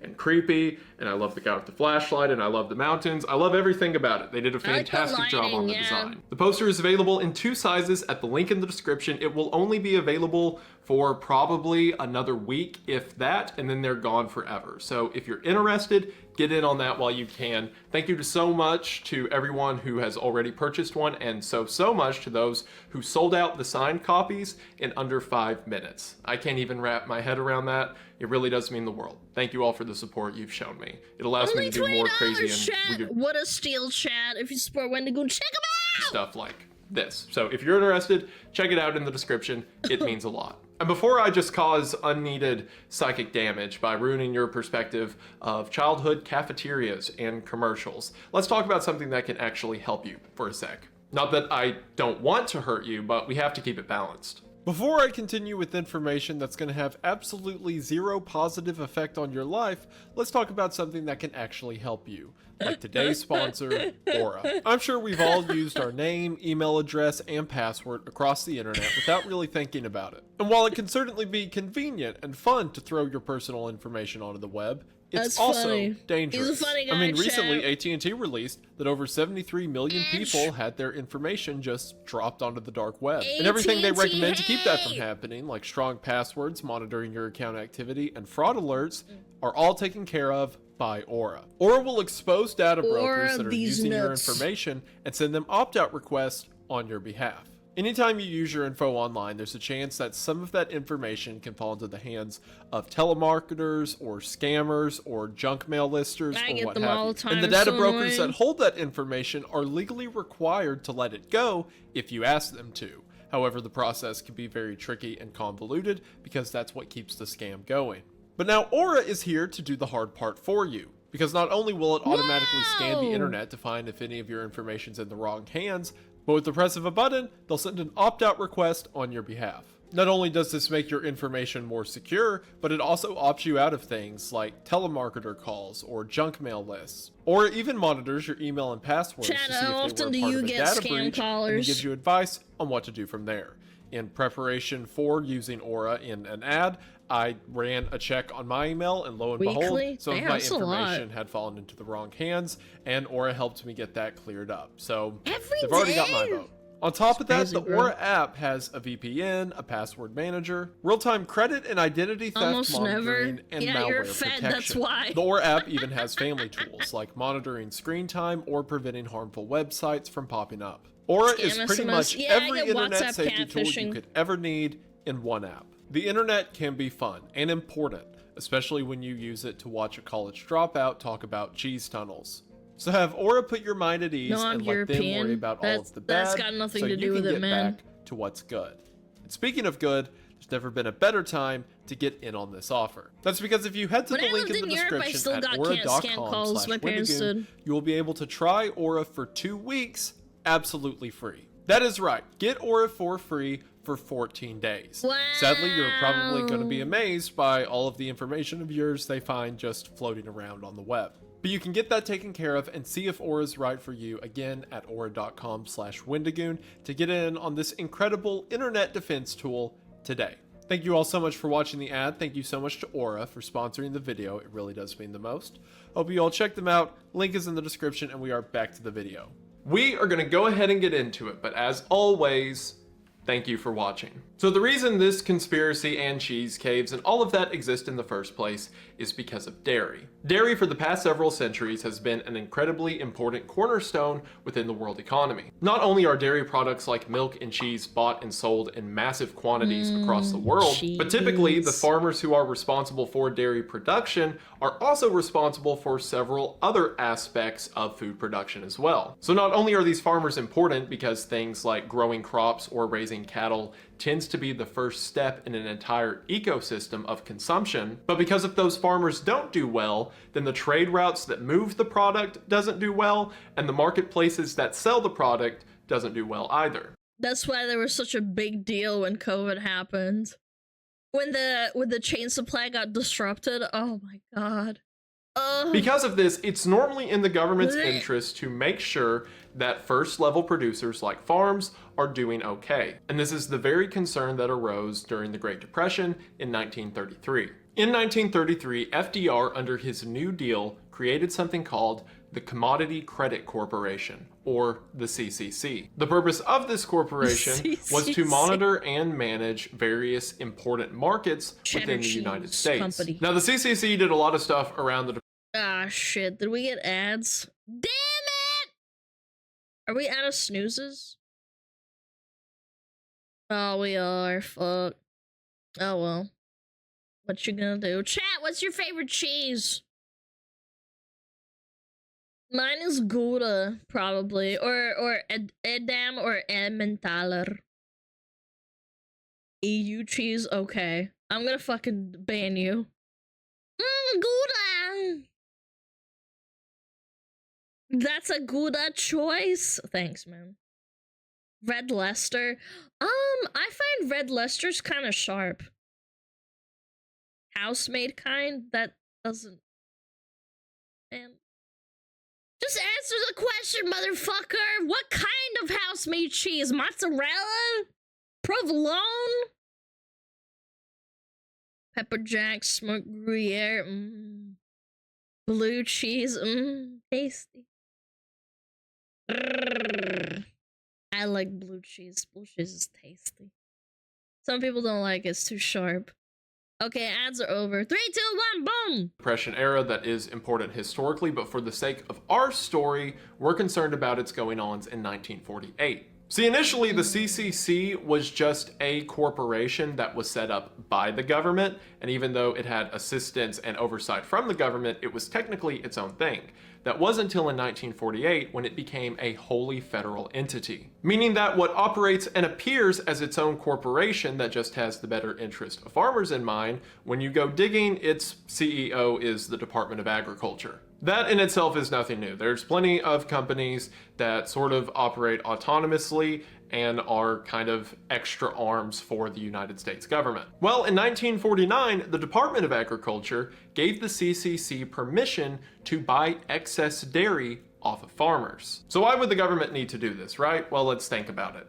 If at any point there is too much dairy production for the American rate of consumption, so in other words, if farmers are producing in excess of what people are buying, then that means that the price of dairy will go down. If the price of dairy goes down, that means the farmers are being paid less. If someone is being paid less, then that means the cheese mafia is being built underneath our noses, chat. there is a chance that they are going to go out of business. If they don't meet the minimum requirements for operating costs, they could go belly up. Now, in business, this is a thing that happens a lot. People go bankrupt, people go out of business. Who cares, right? Well, while that may be fine for independent companies that are just looking to turn a profit, the government views dairy as a vital corner of the industry, as explained earlier. Because you can look at any point in history and say, sure, the price of dairy is low right now. Who cares if a few farmers go belly up? That's how markets work. But what happens if 5 years from now, there becomes more of a demand for dairy and the price of it goes up, and now you don't have enough people supplying the goods for consumers to buy. And because the government views dairy as vital for American well-being, they can't let that happen. So in 1949, the CCC begins to buy up dairy from farmers whenever it's in excess to stabilize the markets. And then whenever the dairy market becomes in scarcity because there's not enough of it, they release some of that dairy back onto the market. Classic. Keeping the entire dairy industry within a nice medium. Something, supply and demand, whatever. This is all well and good for about 25 years, but then things change in 1973. In 1973, the United States... I saw a black and white picture and it said, sorry, no gas, and my brain thought it said sorry, no gays, because people used to be really homophobic, man. I am brain rot, I swear.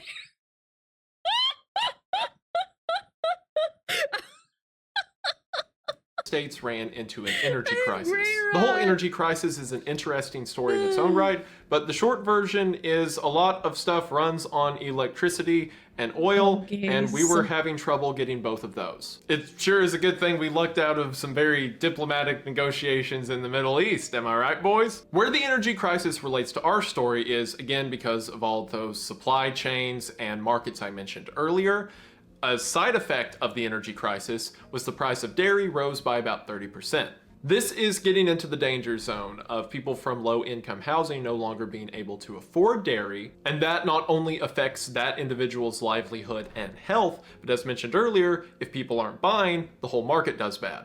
So the government tries to step in, and as they always do, they just start regulating stuff. Basically, farmers were being told that they need to produce more dairy, but also they can't sell it for as much as the market demands. Meaning that for a couple of years, the entire nation's dairy industry, and ergo meat, food production, all of it, was almost in the gutter. So in oh boy, the government regulating products. I've never heard that one before.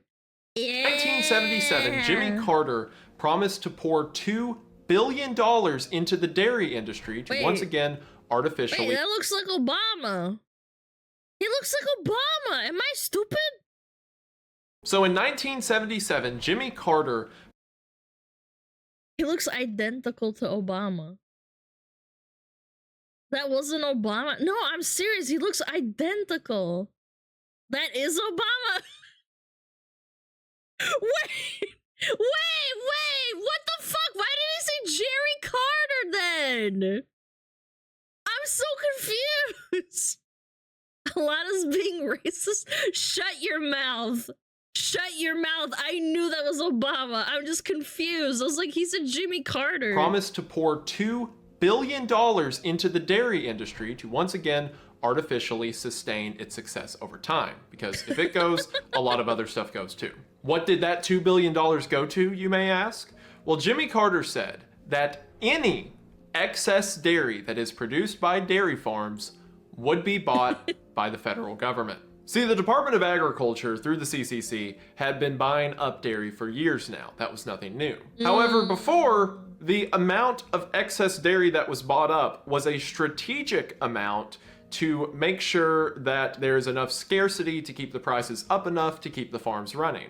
But now that Jimmy Carter has said any excess dairy will be bought up, well, that means, I mean, you can figure it out. Because the farmers who were previously afraid of producing too much dairy, because, you know, if you produce too much, not only are you flooding the market, but also you are raising your cost of production, you are buying more equipment, more farm hands, more cows. Those guys who were afraid of overcommitting are now being told whatever amount of dairy you produce will be sold. So do the math. If you're a dairy farmer or someone who's merely considered the concept of maybe one day getting into dairy, how much dairy are you going to make?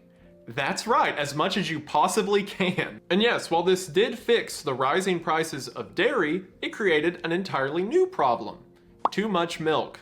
Unless you have hundreds of miles worth of refrigerators, which would be an entirely new energy crisis if you produce that much, not possible. There's no way to keep milk for a long period of time. The government realized this, but also realized that what you can keep for a long period of time is dehydrated milk, butter, and cheese. Cheese being the easiest to store, the government immediately took all of this excess milk that they were buying and turned it into cheese. However, the amount of dairy and now cheese that the government was taking in was far in excess than any amount they could flood back into the marketplace to stabilize the markets later. So the government... So you're telling me that Tillamook cheese is so expensive because the government makes it expensive?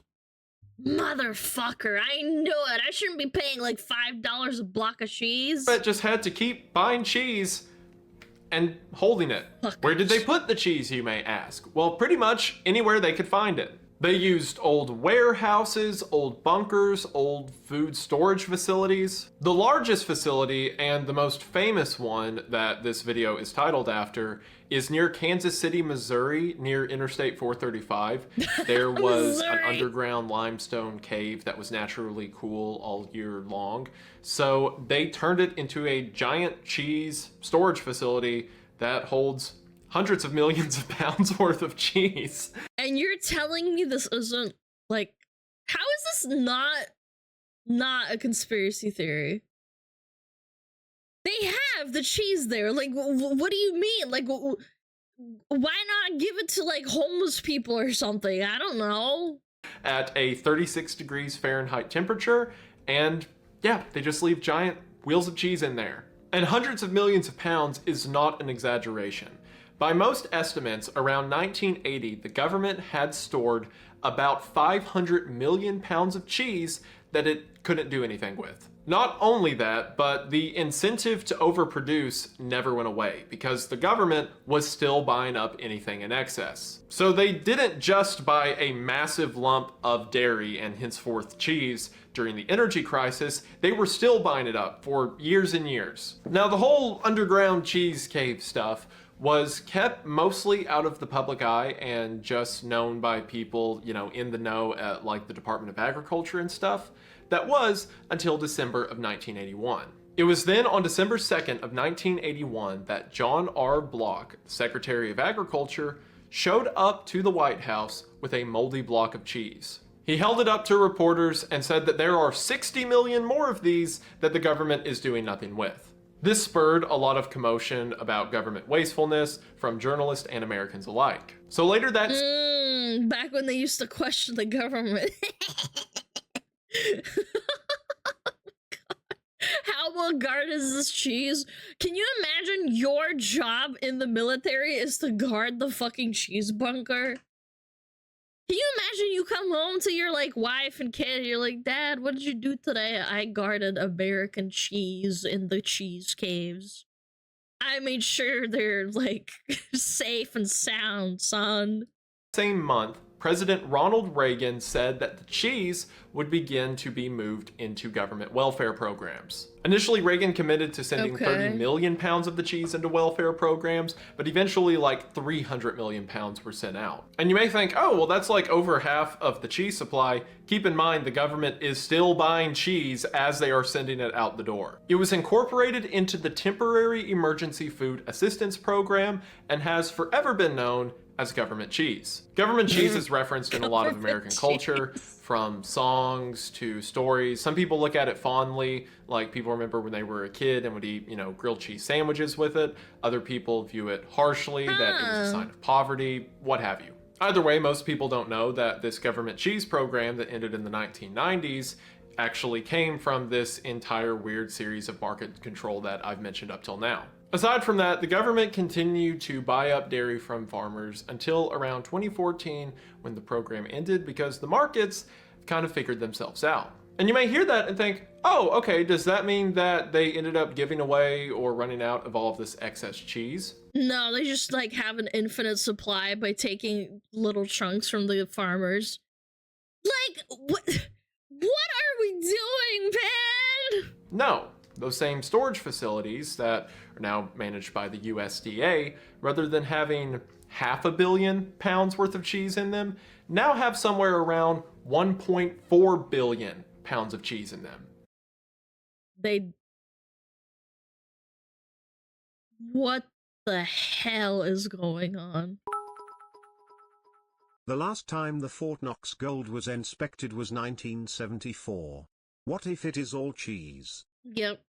America's cheese reserves, much in the same way Canada has maple syrup reserves. No, you're trolling. Shut up. Canada maple syrup reserves. The world's only reserve of maple syrup. The site can store 55 million pounds of maple syrup. That's 94,000 barrels, each containing 45 gallons, 205 liters of maple syrup.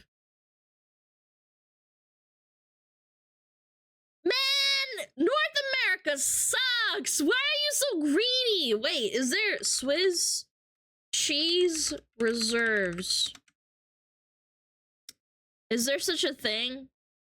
Does Switzerland have cheese reserves?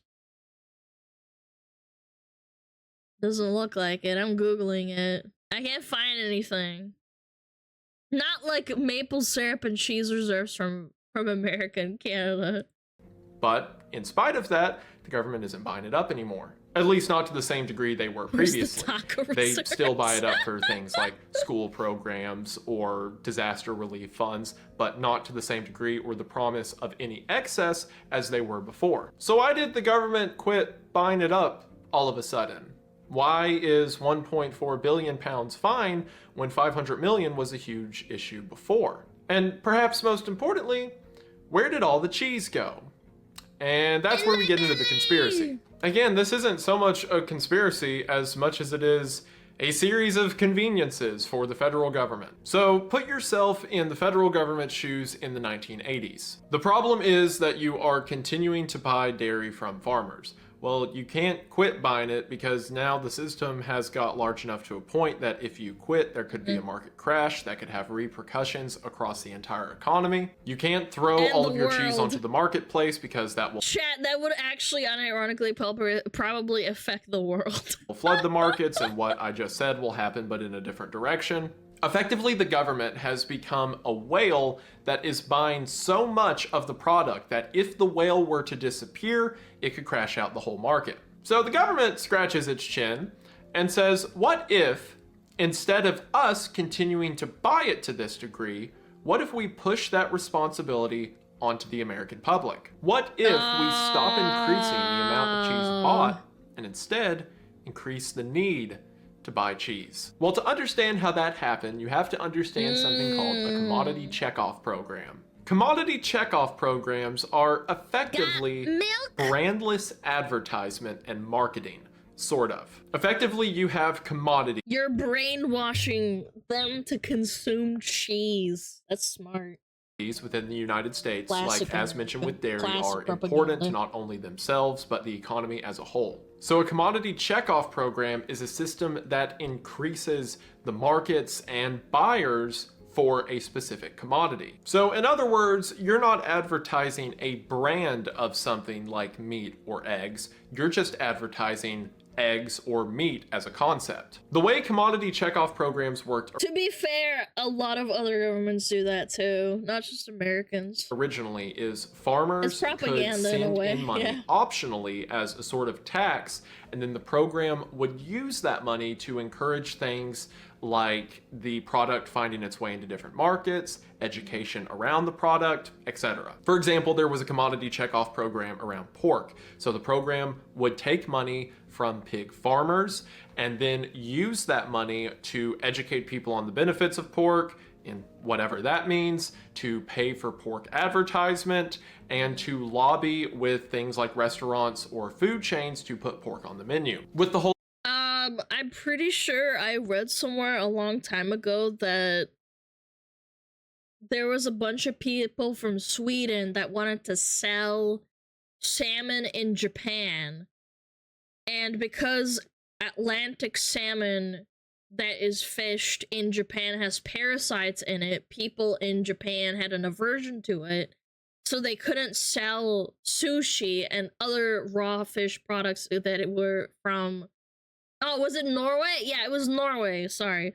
They tried to sell it, and they were trying to break into the market, and they kind of brute forced their way, but, like, doing it enough times that people kind of got used to it. It's the same principle. Again, it's just to sell a commodity. The whole idea being that you're helping the market rather than a specific brand or seller. And of course, like the CCC, all of this is run by the USDA. Well, in 1983, the Dairy Promotion Program began. So, as mentioned, dairy farmers had the option to pay this Department of Agriculture organization to help sell dairy as a concept rather than a specific seller. While this might have done some help for the dairy industry, it wasn't until 1996 during the Clinton administration that the government decided they were going to kick it into overdrive. Then the Dairy Promotion Program was no longer an option and became a mandatory tax for all dairy farmers. In 1995, the tax was 15 cents per 100 pounds of dairy sold. Effectively, it's a tax for the benefit of the whole market. So now the government is taking in a tax from dairy farmers and trying to convert that money into sales for dairy. How do they do that? Well, just do what they always do, silly. Make another shell company. Because in 1995, the government created Dairy Management Incorporated, or I'm sorry, the board underneath the USDA, the Dairy Promotion Program, created an entirely new company that's just hip and cool and loves milk for some reason. We need that, but for VTubers. VTuber PsyOps. To promote VTubers. Called Dairy Management Incorporated. Or VTuber DMI. Management Incorporated. I just a little bit. It's not like the government ever tried to hide records that they were running DMI or anything. But most people don't scratch below the surface, and DMI is an excuse to buy things like television advertising or posters or celebrity endorsements without the government getting involved. In 1993, the state of California's Milk Processing Board, which is an independent organization within California made to support local dairy farmers, started an ad campaign called Got Milk. Well, in 95, after the Dairy Management Incorporation, or the DMI, came to, I guess it didn't come to power, but in a dairy sense, it absolutely did come to power. It's like a sovereign ruler over the farms of America. In 1995, Got Milk was bought by the Milk Processor Education Program, which is a program under the Dairy Promotion Program and with DMI and whatnot. Did you ever think it was weird if you grew up like I did and saw posters of Taylor Swift with a milk mustache? I thought that was so weird. I thought that was dystopian. I was like, why do adults do this? I thought it was so dumb. Did you ever think it was strange that it wasn't telling you to buy any specific brand of milk? Like, it wasn't a company's milk that you were supposed to buy. It was just selling you on the idea of milk as a concept. And on that same note, did you also think it was weird that schools began to roll out individual milk and chocolate milk cartons? And like every single year I was in school, that was always an option for students to get. What about all of the education and school health class stuff that got injected about how milk... Yeah, how milk makes your bones strong, and how... That even, like, I'm not joking, I'm pretty sure that rhetoric influenced Europeans as well, because I went to school there, and I remember it wasn't, like, super influenced, and they didn't have cafeterias, so, like, drinking milk wasn't a thing in school. But it definitely was like, yeah, strong bones. Drink your milk. Eat your dairy. It makes you strong. Everywhere they thought. Strengthens your bones, or it made its way into all of our commercials and kid shows about how milk makes you big and strong. Isn't it convenient that at the exact moment the government decides they want to stop buying milk, we're all of a sudden told that we need to start buying milk? Now, I want to make it very clear.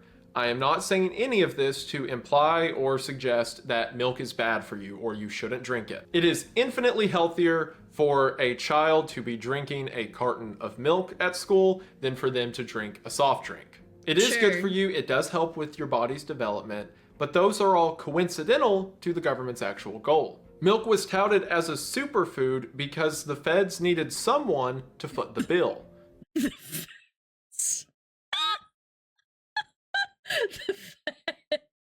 I don't know, just the way he addresses it is just so real to me. The fact that it was healthy is just a cool coincidence. It is not the praxis of getting people... You're just lucky that it wasn't like, oh, let's put chalk in the milk too, you know, chat? Like, think about it. They could have had you eating chalk milk. People to drink milk that like is the minerals issue. In it. It's the motivation behind it that should be called into question. And if you want evidence for that, just look at cheese. DMI is most well known for their influential status within the cheese market. Wait, DMI? DEI?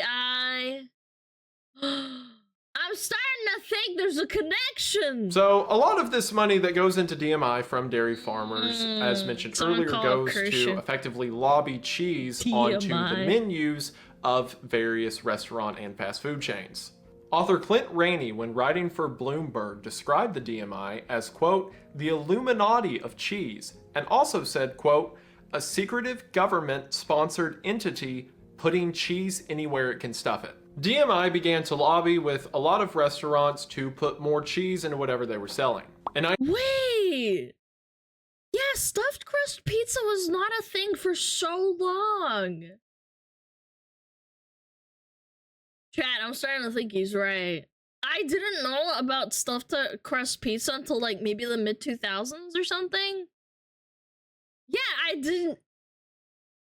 Oh my god. In 1995, they worked with Pizza Hut to release the stuffed crust pizza. They've worked with companies like Burger King, Wendy's, and McDonald's to add more cheese to their burgers. And they've repeatedly worked with companies like Taco Bell to find more ways to put cheese into things like quesadillas and quesalupas. Well, you may be asking yourself, okay, but what's in it for the fast food chains, right? Because it's not like someone from DMI is just gonna show up and say, put extra cheese in your food, and they're just gonna do it, right? Well, of course not. As with any of these things, money's exchanged. A large part of the DMI's money goes to advertising for specific companies to ensure that more cheese is sold. A 2009 article from the Daily Herd, a farmer's newsletter, talks about how cool it is that the DMI has committed to paying Domino's $12 million for advertisement in the next 2 years. Yo, they should pay me $12 million. I'm gonna tell everyone to eat cheese. Holy shit, I'll do it for free right now. Eat cheese! Also off of that, it's now not so surprising why the government bailed out Domino's after the 2010 recession. And this... I I knew it. Domino's is such a shit pizza. Domino's is such a shit pizza. That's why they bailed them out. They were too invested in it, man. Yeah, it's a psyop. They're feds. It happens with every company they work with. Motherfucker. Even though it's through the DMI, which is its own incorporation, it is the government paying out businesses to put more cheese on the menu through advertisement cost or some kind of kickback. And before even getting into the health ethics of that, there's already ethics on the taxation principle of that. Because like I mentioned, the dairy promotion program is not optional. It is a mandatory tax that farmers have to pay. So any farmer producing dairy has to produce the tax money for the dairy they produce, and then guess what companies, chains like McDonald's and Taco Bell, buy off of? They're not buying off of the small upstart or family-owned farm, they're buying off of the super corporations, the ones that have thousands and tens of thousands of cattle and have been doing it for the past 50 years. So effectively, smaller dairy companies are having to pay a tax to ensure that their competition stays on top. Not only that, but where you can kind of look the other way when it comes to milk, because sure, in large quantities, milk can be bad for you. It's still a healthier option for kids and anyone to be drinking over something like soda, right? But you cannot— Wait, hold on. Wait. How much milk is too much milk? Drinking more than 3 glasses of milk a day was associated with increased risk of death, hip fractures, and other bone-related injuries. Wait, what? What? 3 or more glasses a day. Women are more likely if they drank. What? Women who drank this amount of milk were almost twice as likely to die as women who drank less than 1 glass a day? Chad, I have like a quarter of a cup of milk a day, man. Anti-skeleton propaganda. Yeah, dude, the feds are out to kill me, man. say the same thing about cheese. Cheese causes high cholesterol, cheese is linked to obesity, especially in the extreme volumes we consume it nowadays. In the 1970s, the average American consumed about 7 to 8 pounds of cheese per year, which when you break that up as 3 meals over 365 days, isn't that much. Compare that to the modern age, where it's estimated that the average American consumes about 41 pounds of cheese per year, or as a country, 13.5 billion pounds of cheese. Shit. And while that is an absurdly high number, that is still per capita lower compared to countries like Italy or France. The rate Americans buy dairy from the 1980s to now has actually fallen to about half, but that doesn't matter because our rate of consuming cheese has more than quadrupled. And Dairy Management Inc., the company that is not the government— That's disgusting, man. Yeah, we got another set of ads, chat. Wait, did we get snooze? No, there's an ad. Yep. Alright. Sorry! God, I love cheese. I freaking love cheese. That's mind-blowing to me. I didn't know you could have too much milk. Too much calcium. Not enough vitamin D. Vitamin D. That's what the feds want you to think. Start drinking gallons of milk a day. I'm lactose intolerant, but I still love cheese. I have heard many stories like that. I had a friend who was from Singapore, and she said she would preemptively drink like a special like lactate, what is it called, like enzyme, before she ate cheese because she loved cheese. I felt so bad for her. Sometimes she'd be like, oops, I forgot to eat my pill today. I guess I can't have cheese. And then she's like, fuck it, I'm gonna eat cheese and then be on the toilet. Yeah. She'd be like on the toilet. She's like, I feel so sick, but like, I gotta eat cheese. I love cheese. Oh, poor girl. Can't lactose intolerant people eat certain cheeses? No, I don't think so. I think anything that has lactose in it, they just explode. Yeah, their stomachs, like, really don't like it. They don't know how to process it or break it down, and they just explode, essentially. It sucks. Good to go. Are we? It says 15 seconds for me.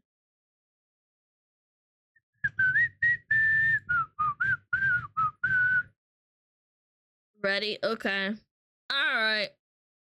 But also definitely is the government, had a large hand in that, encouraging pizza chains to put more cheese on their pizza, and also every menu at any fast food chain to add cheese in some different way and name all their foods cheesy or with cheese, and make schools roll out pizza parties every week to sell more cheese. Remember? So the government wants you to be fat. Got it. What a surprise. For all those that you just thought were fun and had no underlying motive? Sorry.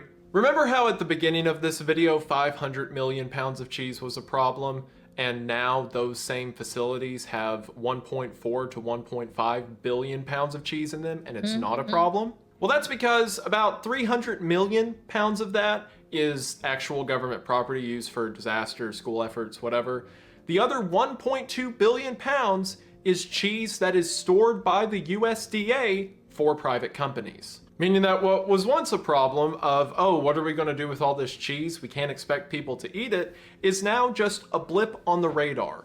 1.4 billion pounds of cheese is nothing compared to the 13.5 billion we consume every year. And of course, the hypocrisy for that lies on the USDA. The same organization that claims so much to be concerned with American health and to make sure Americans are eating what they're supposed to, have a company that makes sure we get cheese in everything we eat. They'll say things like eat cheese in moderation and be careful with your consumption while creating a 7-cheese pizza with stuffed crust. The fact of the matter is sure, maybe when it doesn't matter, they're kind of concerned about our health, but not when there's a profit to be made. And the government, instead of changing that is such a good way to put it. Not when there's a profit to be made off of you, chat. regulations or the way they handle products and consumers, simply flips the bill over to us and tells us to do what they always tell us, just buy more. So congratulations, the country's been psyoped into eating cheese. What do we do now? Well, the solution is what the solution is anytime there's a government issue.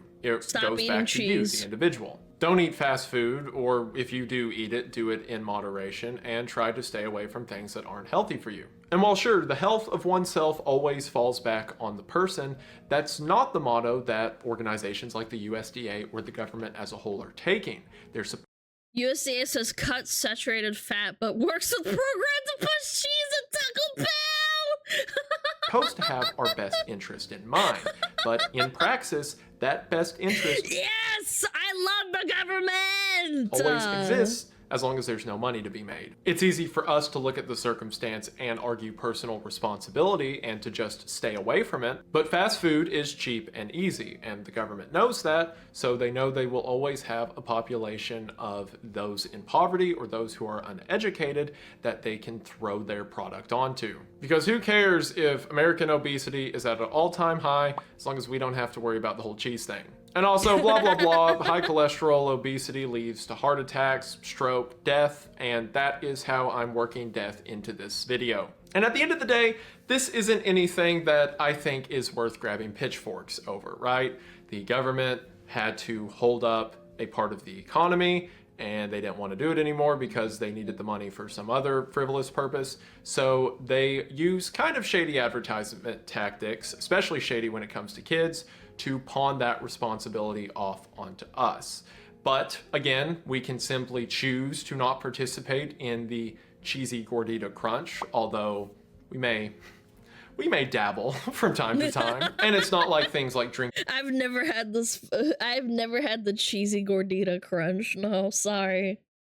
I have not. Drinking milk are that harmful, hate Taco right? Bell, not gonna But what lie. I am saying is if the government's willing to fix their mistakes or solve their problems through us by changing the education around certain products or reframing narratives regarding how we're supposed to consume certain products, or using celebrities or other tools at their disposal to convince us that something is in our best interest, if they're willing to change what is considered the best interest, if they're willing to set up shell companies, if they're willing to use tax dollars, if they're willing to change the way a core part of the economy functions over milk, then what do you think they're willing to do about everything else? All of that to say. Someone brought up a really good point. They used to sell cigarettes, like government mandated cigarettes, a long, long time ago, man. It was like part of like, you know, everyday life to have cigarettes. Guys, the government cares about your health. Schizos don't want you to have healthy bones. Drink your milk. Ignore this anti-skeleton propaganda, okay? Yeah, man. Yeah. Say, remember kids, the You're next right. time somebody tells you the government wouldn't do that, you can figure out Yes, the rest. they would. And if you think Yes, this they entire would. video is crazy, if you think this is some whack brain conspiracy that doesn't make any sense and I'm insane and very weird, which you're definitely right about at least one of those things, Cigarettes, they're good for your baby, and good for you. They also make you look sexy and cool. Yeah, they used to say that, like, you know, women, if you don't want to be fat, you should smoke cigarettes. I still want to say thank you for watching. I hope you guys enjoyed the video. As a lot of you probably know from like the Creepcast stuff or the red thread that I've talked about lately, I got my wisdom teeth removed a couple weeks ago and my face still kind of hurts. So when I was like hyped up on the pain medication, I was just like, I had a laptop in bed reading about milk. So that's my recovery process. So I hope you enjoyed this. I hope this was interesting for you.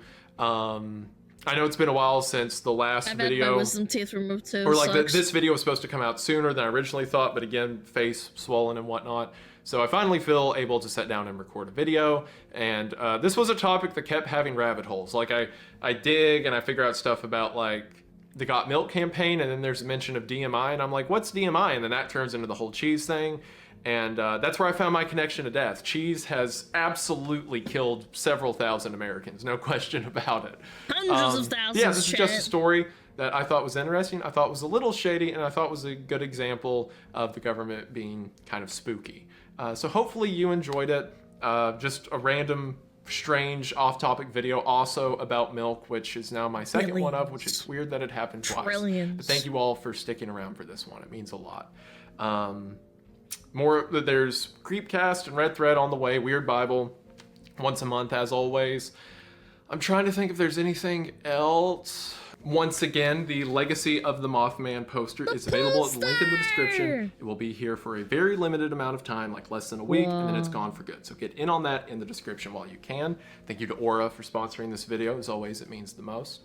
Yeah, there will be some new, very cool announcements. There should be an announcement very soon regarding the Stalker film, which I know a lot of you guys have been asking about. So thank you for your patience on that. The people who donated, like they know through the Kickstarter and everything.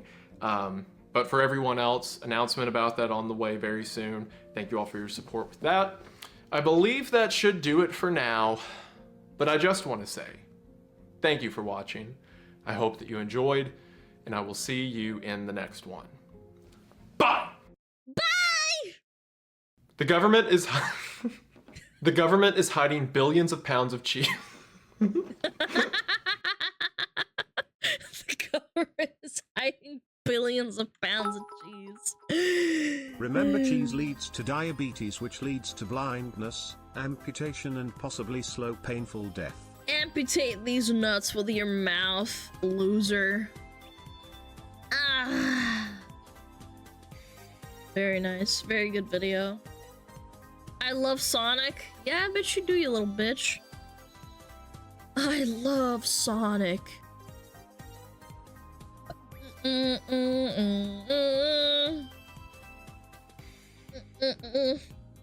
Update my sheet.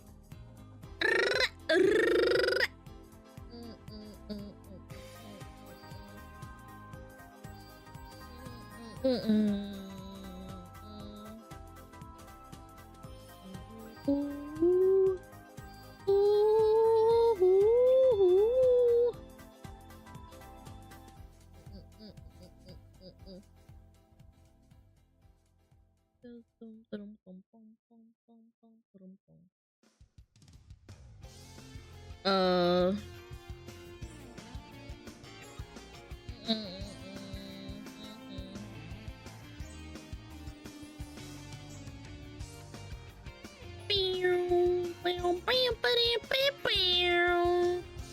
Alana the Hedgehog. I am kind of spiky.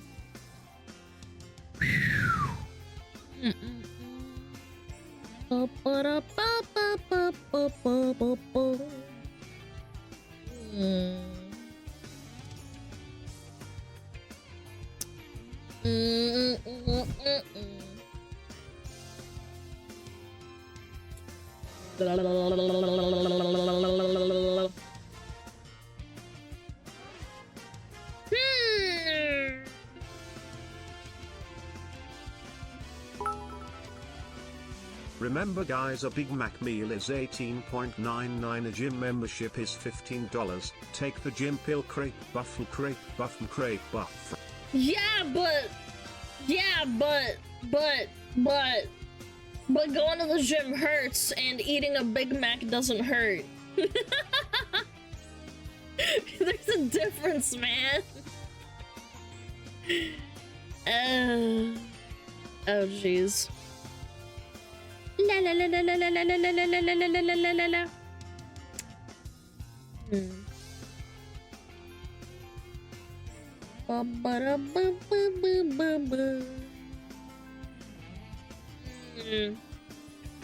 Well, I know. We've never rated this person before. Chat, I'm gonna call here. I'm gonna raid out. I'm gonna raid out to Mina Ayoma. SmugAlana bark, SmugAlana bark. I don't think you can raid out Tomix. Also, thank you for 5 months! Aries, thank you so much. Thank you. I'm pretty sure you can't. Trailer? Oh my god. Fine. What is it called? SmugAlana. I have a button for it? Oh shit, you can? SmugAlana debut. Fine, we'll play. We're fine.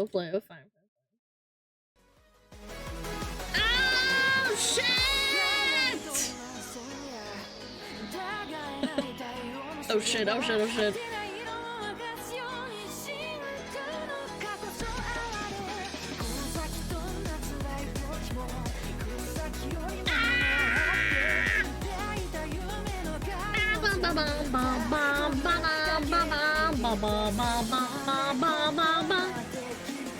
Let's go!